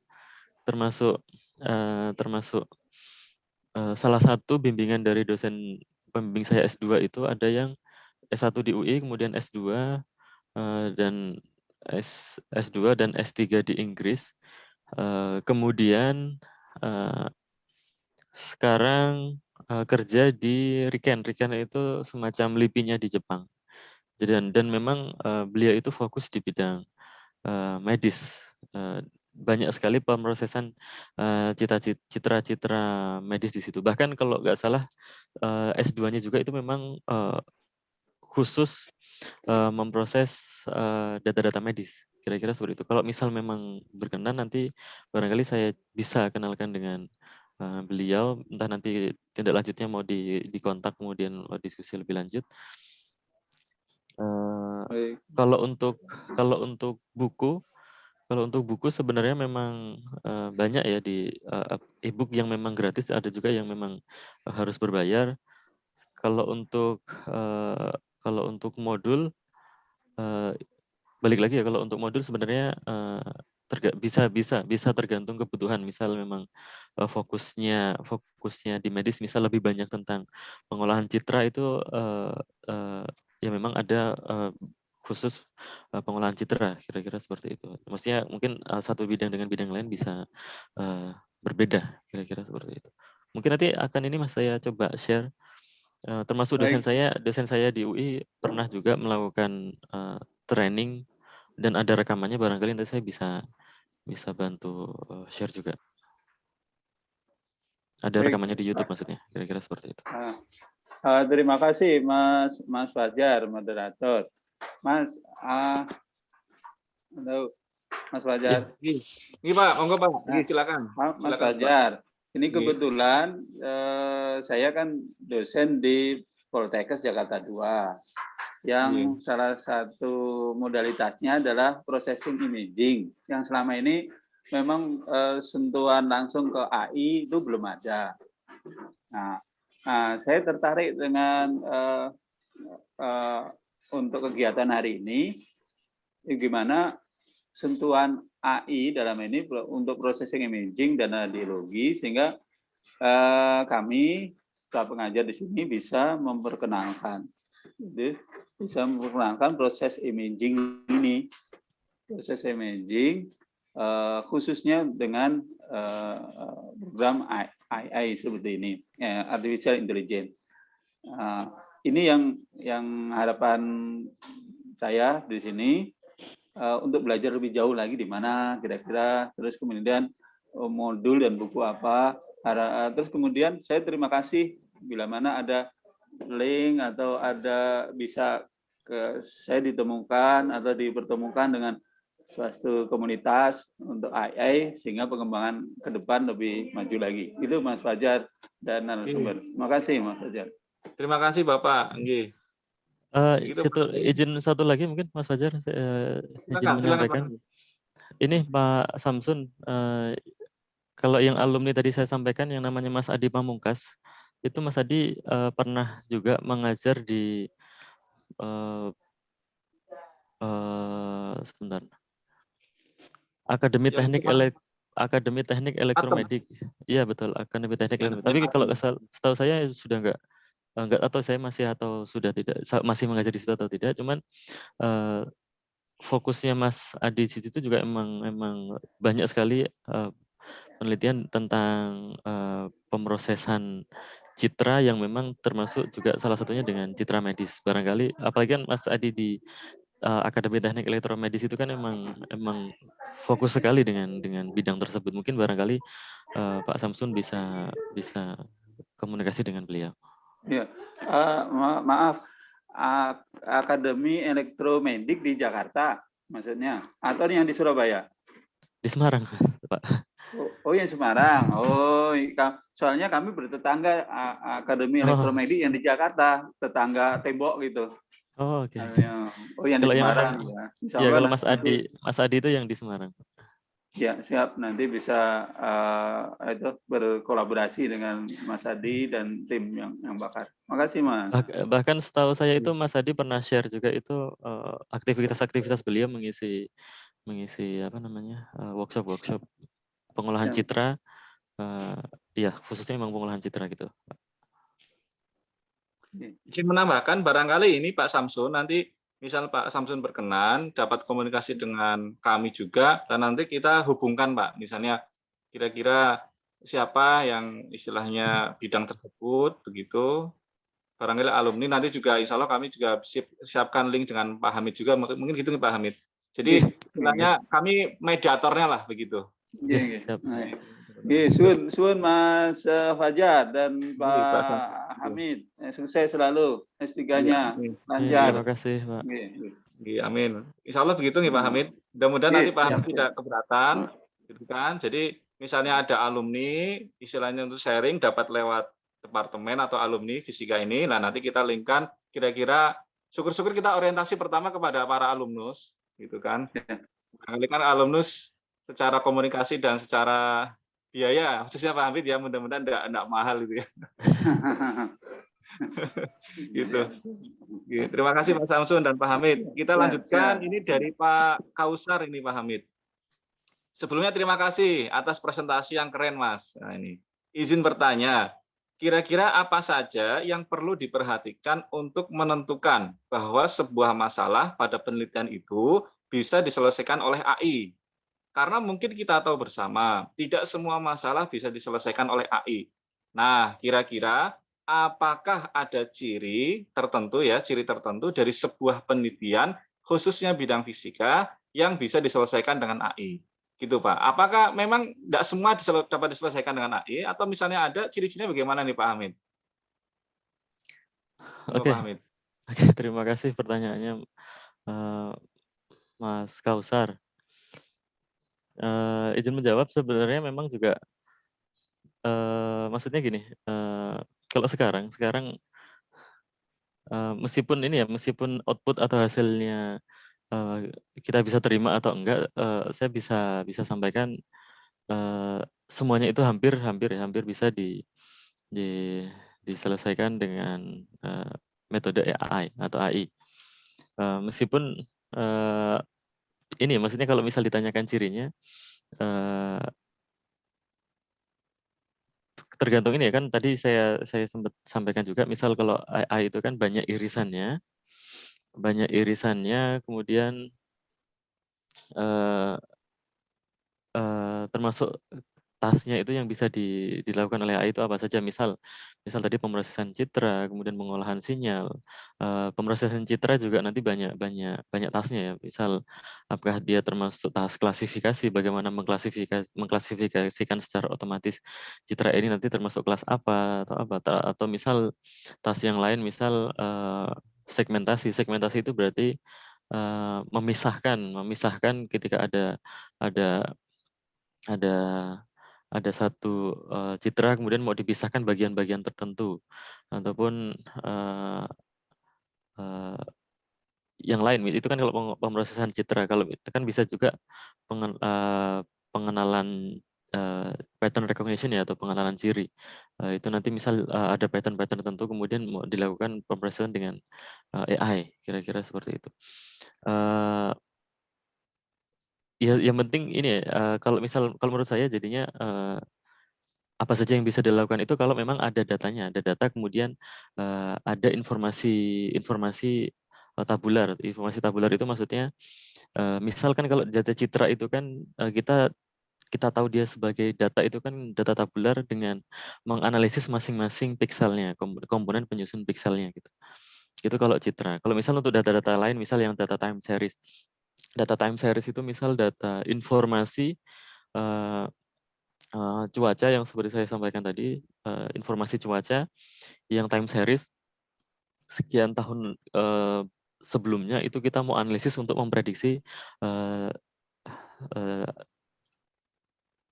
prediksi cuaca di beberapa hari ke depan misal. Ataupun mungkin yang saya menarik juga, misal analisis saham, mungkin teman-teman ada yang tertarik di bidang saham, kan itu ada polanya, kan ada grafiknya, itu kan ada data juga, ada data misal nilai sekian pada hari dan jam sekian dia misal apakah naik atau turun, kemudian kita mau menganalisis dia nanti polanya seperti apa, itu bisa juga. Bahkan sampai sesimpel permasalahan misal yang pernah saya lihat juga itu kayak mendeteksi suara burung gitu kan.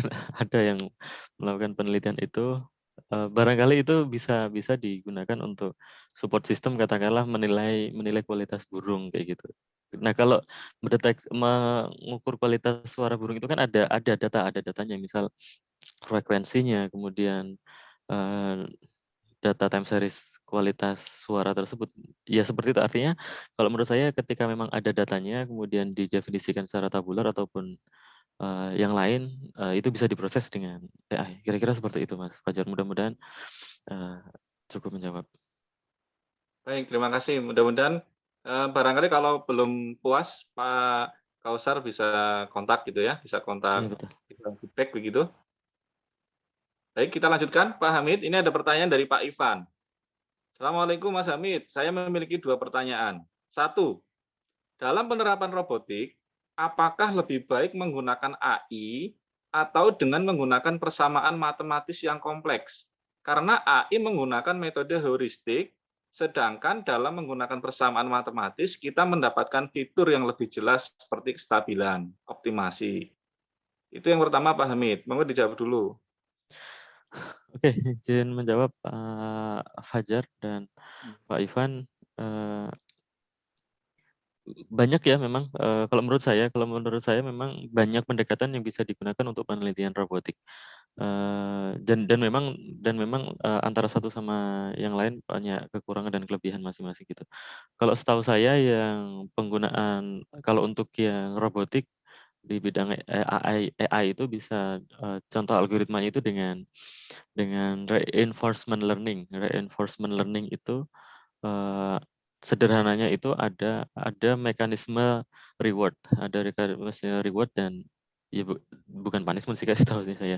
Jadi memang ada misal nanti dia melakukan step by step ya, jadi ada, misal robot ini kita tugaskan untuk bagaimana mendeteksi path atau trajectory.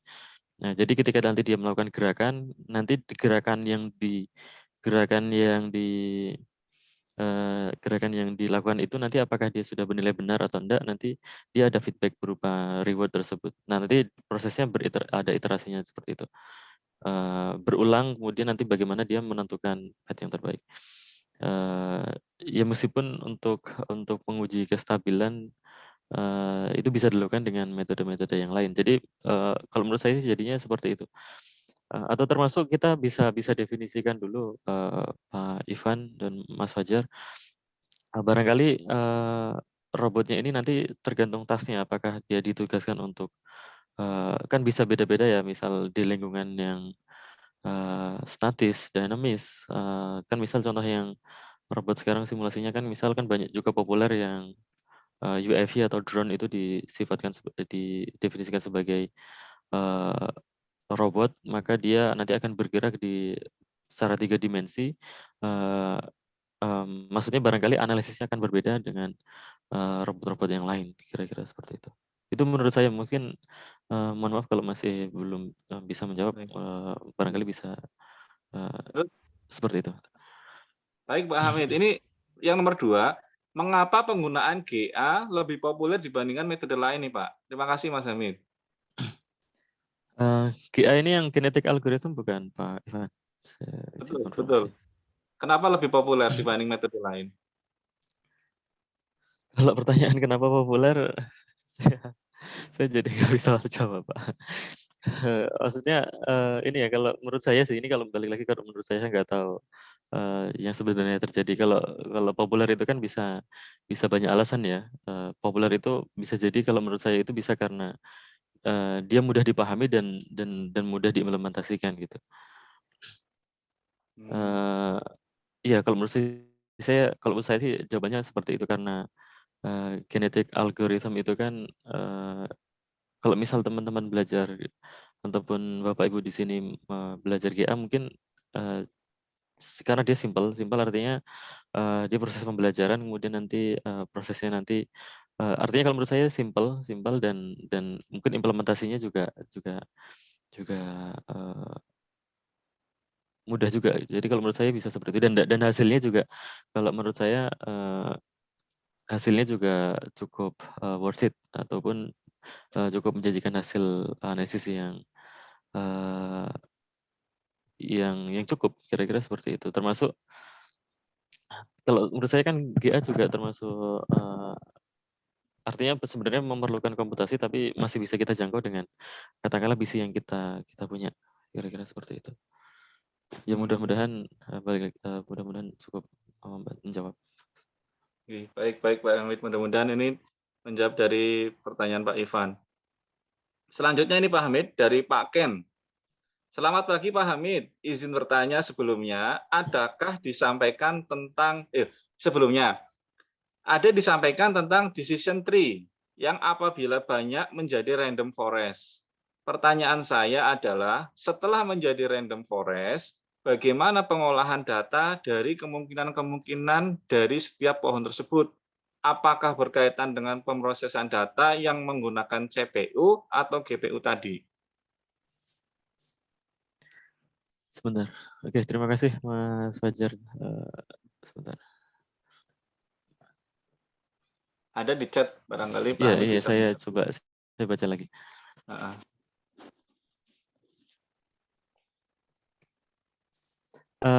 Oke, jadi yang pertama saya jawab dulu kalau maksudnya saya ada disclaimer kalau saya sendiri memang belum pernah belajar banyak fokus mengenai decision tree dan random forest. Cuman di masing-masing kuliah biasanya kayak misal di image processing, ya utamanya di image processing ataupun machine learning itu disinggung mengenai decision tree dan random forest.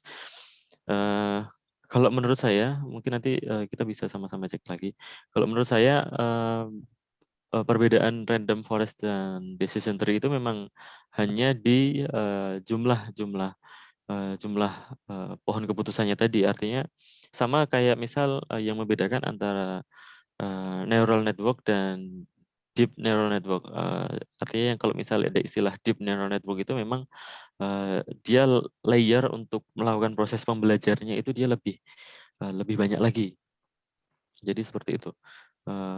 Ya sama artinya kalau prinsipnya decision tree berarti ketika nanti digabungkan dari beberapa decision tree atau pohon keputusan itu nanti dia harapannya itu dia bisa menghasilkan hasil yang lebih baik lagi. Tapi kan drawback-nya kan ketika kita menambahkan layer atau menambahkan decision tree itu kan balik lagi ke komputasi yang kita pakai gitu. Artinya memang ada plus dan minusnya. Ketika kita menggunakan neural network ataupun decision tree bisa jadi simple dan komputasinya cukup ringan, tapi hasilnya kita nggak bisa janjikan itu sebaik kalau misal kita pakai deep learning atau deep neural network ataupun random forest yang ada banyak layernya. Kira-kira seperti itu. Artinya dari komputasi memang lebih berat, tapi hasilnya kita berharap bisa lebih baik sih sebenarnya, kira-kira seperti itu.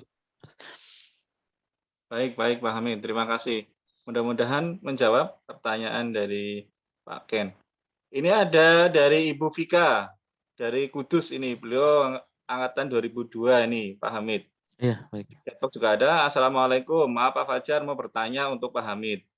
Bagaimana kita menerapkan AI dalam dunia pendidikan nih Pak? Mungkin bisa diberikan contoh sederhana dalam mengajarkan materi fisika ke anak-anak ini dengan AI ini Pak. Bisa dicontohkan sederhana. Ada ini mohon maaf Pak Hamid sebelum dijawab. Ini saya juga nyambung dengan pertanyaan Bu Vika. Barangkali ada contoh sederhana Pak. Ya, contoh sederhana penerapan kalau Bu Vika ini dunia pendidikan dari aplikasinya kemudian proses menyiapkan itu Pak. Jadi apa saja sih sebenarnya sih ketika kita mau membuat AI ini yang perlu kita siapkan? Itu Pak Hamid. Contohnya dalam dunia pendidikan begitu Pak. Terima kasih Pak Hamid. Oke, terima kasih Pak Fajar Ya. dan Bu Vika. Ini Ya. pertanyaannya makin sulit. Ini ramai sekali nih sepertinya Pak Hamid. Menarik ini. Oke, izin menjawab Pak Fajar. Sebentar saya coba ingat-ingat. Saya lupa nama bidangnya. Cuman ada juga yang memang fokus di bidang pendidikan dan pengajaran ya utamanya. Kayak untuk kalau misal kita mau menganalisis, kalau kita mau, ini saya coba jawab tapi mohon dikoreksi kalau misal nanti kurang tepat. Yang saya pahami dan saya pernah lihat itu salah satu contoh penelitian yang dilakukan oleh mahasiswa bimbingannya dosen saya di S2. Itu memang S1-nya dari Universitas Negeri Surabaya, kemudian memang background-nya pendidikan matematika, kemudian banyak meneliti tentang proses pendidikan juga gitu. Yang saya simak presentasinya beliau itu bisa mengukur tingkat konsentrasi mahasiswa pada saat menyimak pada saat menyimak materi. Tapi sebenarnya pas dijelasan itu saya masih belum punya gambaran bagaimana kita untuk mengukur tingkat fokusnya mahasiswa tersebut gitu, Pak. Tapi setelah saya lihat presentasi yang lain itu ada yang eh, eh, mekanismenya dengan mendeteksi pergerakan bola mata. Jadi ketika dekat gitu kan kita bisa terdeteksi dengan pola gerakan bola matanya mahasiswa ini, dia memperhatikan layar atau papan tulis bagian mana gitu. Nah, dengan seperti itu kan bisa kita bisa melakukan analisis seberapa fokus atau seberapa sering dia memperhatikan bagian yang dijelaskan, bagaimana dia seberapa sering dia lost kontak ataupun hilang fokusnya dengan layar ataupun dengan materi. Itu bisa dianalisis, kira-kira seperti itu. Maksudnya kan kalau apalagi interaksi dengan manusia, maksudnya karena ini kita meneliti mahasiswa itu kan berarti kita nanti akan ada survei juga ya. Maksudnya dengan misal dengan konsentrasi sekian, dengan tingkat fokus sekian, nanti dia output pembelajarannya misal dia dihitung dari katakanlah performa dia belajar nanti bisa dianalisis, kira-kira seperti itu. Untuk contoh yang lain, saya pernah lihat Mas, saya pernah lihat di Cina itu tapi ini lebih advance lagi ya Mas. Jadi kayak misal untuk anak SD atau anak apa gitu sampai mereka dipasang ini kayak semacam device yang dia bisa menghitung sinyal-sinyal yang ada di otak. Kemudian nanti secara otomatis nanti katakanlah di hari itu nanti ada recordnya, dan recordnya ini nanti akan terintegrasi dengan sistem yang nanti akan reportnya dilaporkan langsung ke orang tua, misal seperti itu. Tapi ketika saya pertama kali melihat itu kok agak ini juga sampai kita terlalu banyak dipasang seperti itu, saya sendiri masih belum sepenuhnya sepakat gitu maksudnya. Sebenarnya kenapa Mas? Monggo lanjut nggih. Ya maksudnya mungkin banyak ya, mungkin untuk lebih banyak lagi sebenarnya untuk baik kan pendidikan juga banyak ya, bisa di bidang administrasinya ataupun metode penilaiannya atau asesmennya, bisa juga dalam metode penyampaian. Tapi ya mungkin nanti ketika banyak baca paper review ya, kalau sederhananya untuk melihat peluang itu kita bisa melihat paper review yang mereview implementasi AI di bidang yang ingin kita pelajari. Kira-kira seperti itu, Mas. Mohon konfirmasi nih Pak Hamid. Khawatir saya salah pemahaman. Jadi kan AI itu kan sistem ya Pak, bukan alat ya. AI itu sistem atau alat? Iya, tadi kalau misal kita diskusi, AI itu bisa saya sebutkan sebagai sistemnya. Sistem. Kalau Berarti alat, tadi, iya. Berarti tadi ketika Pak Hamid menyampaikan misalnya alat deteksi konsentrasi itu kan menggunakan gerakan bola mata. Apakah harus ada data gerakan bola mata dulu, misalnya menggunakan sensor, baru masuk sistem AI itu bagaimana Pak? Iya betul sekali Pak Fajar. Jadi AI itu kan sistem atau algoritma. Yang mana algoritma tersebut butuh data gitu kan Pak ya. Nah, data itu yang memang penting sekali di AI, yang mana memang semakin banyak data semakin bagus, semakin lengkap data juga semakin bagus. Nah itu kita untuk proses dapat datanya itu yang itu memang data acquisition itu yang memang perlu proses tersendiri ya. Tadi misal kayak untuk dapat data pergerakan bola mata itu kan kita perlu sensor yang bisa mendeteksi tersebut. Nah kita perlu datanya terlebih dahulu. Kira-kira seperti itu. Nah device-nya itu kan bisa macam-macam ya Pak Fajar. Misal sensornya tadi untuk ngambil datanya, kemudian GPU atau CPU itu untuk memprosesnya. Tapi untuk AI itu sendiri ya algoritmanya atau mekanisme atau sistemnya, kira-kira seperti itu. Baik Pak Hamid. Alhamdulillah clear ini. Mungkin Bu Vika ada tanggapan atau tambahan pertanyaan? Silakan Bu Vika, barangkali. Saya jadi lumayan clear ini Pak Hamid. Terima kasih Pak Hamid ini pencerahan. Oh ini Bu Vika ingin belajar banyak tentang AI, baca datanya. Ya, mudah-mudahan nanti siapa tahu nanti dari Muria Kudus siapa tahu bisa bekerja sama dengan Kanazawa nih Bu Vika lewat perantara Pak Hamid ini. Mumpung masih di sana nih Pak Hamid. Iya betul. Betul. Ya ini sekaligus saya tanggapi Pak Fajar. Sebenarnya juga saya perhatikan itu memang banyak sekali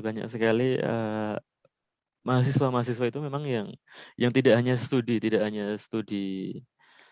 S2 atau S3, tapi memang ada banyak juga yang mereka melakukan kayak semacam research student, kemudian apa namanya, artinya memang ada program yang memang nggak lama ataupun pertukaran belajar kayak gitu kan. Maksudnya saya melihatnya banyak seperti itu, dan tapi saya sendiri nggak bisa klaim saya bisa bantu sekarang karena saya masih mengamati, dan saya barangkali akan banyak mengeksplor itu, dan barangkali ada yang ingin tertarik ke sini, entah pertukaran pelajar ataupun penelitian, itu bisa difasilitasi, kira-kira seperti itu Pak. Betul nggih. Insya Allah kalau saya pribadi percayalah ini Pak Hamid kan sosok visioner ini, insya Allah dapat membantu khususnya teman-teman dan barangkali masyarakat yang dapat dilingkan begitu Pak Hamid. Wah ini Bapak Ibu ternyata ini sudah jam 11 ini, sangat menarik sekali diskusi AI. Barangkali ada satu pertanyaan lagi Bapak Ibu sebelum kita akhiri. Ini sangat menarik nih Pak Hamid untuk AI ini. Mudah-mudahan tidak bosan-bosan untuk sharing Pak Hamid, karena memang ke depan AI itu saya kira tantangan banyak ya, dan peluangnya besar ini. Izin menanggapi yang ini Mas Fajar, yang dari Mas Kausar ini. Oh nggih, silakan. Habis itu nanti Pak Zainal. Iya boleh. Ya, silakan Pak. Izin menambahkan Mas Kenny, Random Forest. Oh, ini ada tambahan dari Mas Kausar. Ini tambahan aja dari Mas Kausar. Terima kasih Mas Kausar untuk tanggapannya. Baik, terima kasih Pak Jadi Kausar. tadi tambahan mengenai Random Forest. Semacam ensemble learning kalau misal kita menggabungkan beberapa classifier, kira-kira seperti itu. Baik, terima kasih. Monggo Pak Zainal. Baik, terima kasih. Wah, seru banget ini. Semakin ini. Kalau yang saya tertarik untuk yang medical physics tadi, yang radioterapi maupun onkologi ya, Mas Hamid ya. Iya, Kalau betul. ada 3 topik mungkin nanti kalau di fisika medis. Itu ada diagnostik intervensional, ada kedokteran nuklir, dan radioterapi. Memang ini mungkin belum di ini ya, pola keluaran pesawat sinar X-nya yang untuk diagnostik maupun terapi itu sepertinya perlu disentuh dengan AI juga ini. Jadi ide riset topik S3 nanti kayaknya. Ini kalau short course yang untuk kira-kira memandu adik-adik mahasiswa kita, mereka modal untuk riset itu kan kadang-kadang harus mencari sendiri, kayak Pak Ajar ini membantu membuat pengenalan MCNBX misalkan. Nah yang untuk AI ini kira-kira modalnya apa, MATLAB atau ada software lain yang untuk yang biasa Mas Adi Pamungkas dulu memang kerjakan juga dengan data saya yang dosis, keluaran radiasi dosis yang 2017 apa 18 ya, Mas Adi Pamungkas yang bantu juga. Nah, ini kalau Mas Hamid ini kira-kira adik-adik kelas kalau kursus singkatnya berapa pertemuan gitu untuk jadi modal skripsi gimana ini Mas Hamid? Terima kasih Pak Fajar, Mas Hamid. Ya, monggo.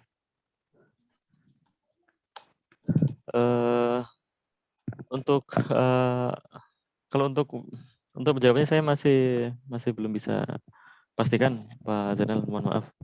Maksudnya tapi kalau untuk modal mengerjakan skripsi,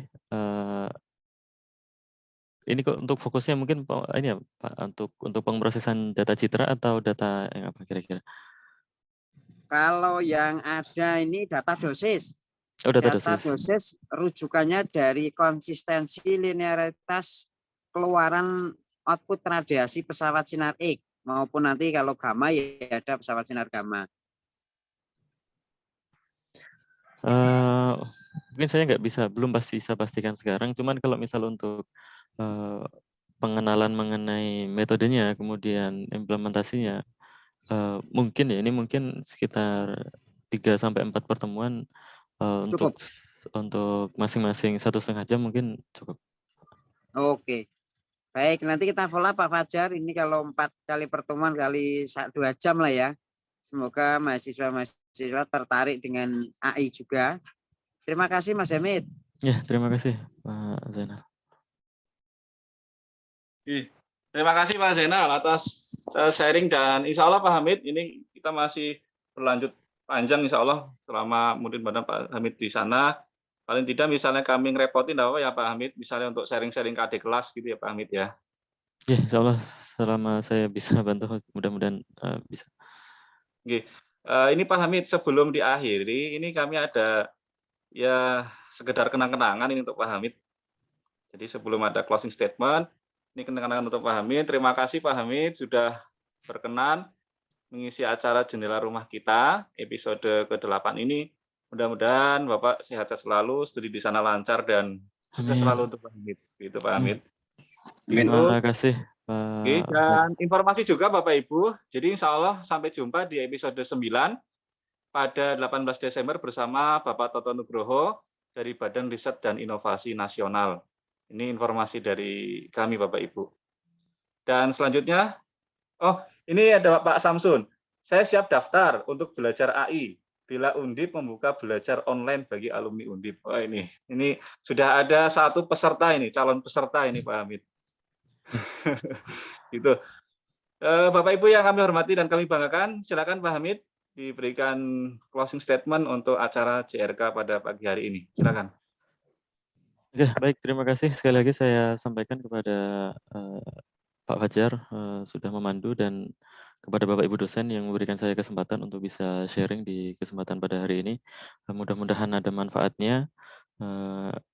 Kemudian untuk adik kelas, barangkali seperti yang saya sampaikan, mudah-mudahan semangat belajar, dan barangkali nanti tertarik untuk ke sini, ke Jepang maksudnya, barangkali saya coba pelajari, kemudian nanti saya sampaikan, barangkali akan buka kesempatan teman-teman untuk bisa belajar lebih jauh, kira-kira seperti itu. Oke, mudah-mudahan sehat selalu, Mas Fajar. Dan terima kasih. Terima kasih Pak Hamid. Dan sebelum kita akhiri Bapak Ibu, kita foto bersama. Monggo dinyalakan kamera.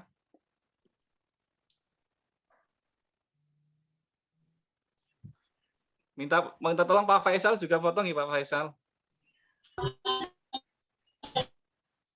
Oh, ini Pak Zainul. Terima kasih Pak Zainul sudah muncul. Terima kasih Mas Hamid, Mas Fajar. Terima kasih. Mudah-mudahan kita hitung. Pak Zainul sudah. Kita hitung sampai 3 Bapak Ibu. 1, 2, 3. Oke. Terima kasih Bapak Ibu untuk sudah berkenan hadir pada acara Jendela Rumah Kita pada pagi hari ini. Kita akhiri dengan hamdalah Bapak Ibu. Alhamdulillahirobbilalamin. Selalu panjang umur, sehat-sehat, berkah selalu untuk Bapak Ibu semuanya. Saya Fajar mohon maaf undur diri dari acara JRK hari ini. Sukses selalu dan salam untuk keluarga di rumah. Selamat berakhir pekan. Billahi taufiq wal hidayah. Assalamualaikum warahmatullahi wabarakatuh. Waalaikumsalam warahmatullahi wabarakatuh. Terima kasih Pak Fajar, Mas Pak Catur sehat. Sehat ya. Bapak. Terima kasih. Ya, semoga sehat semua.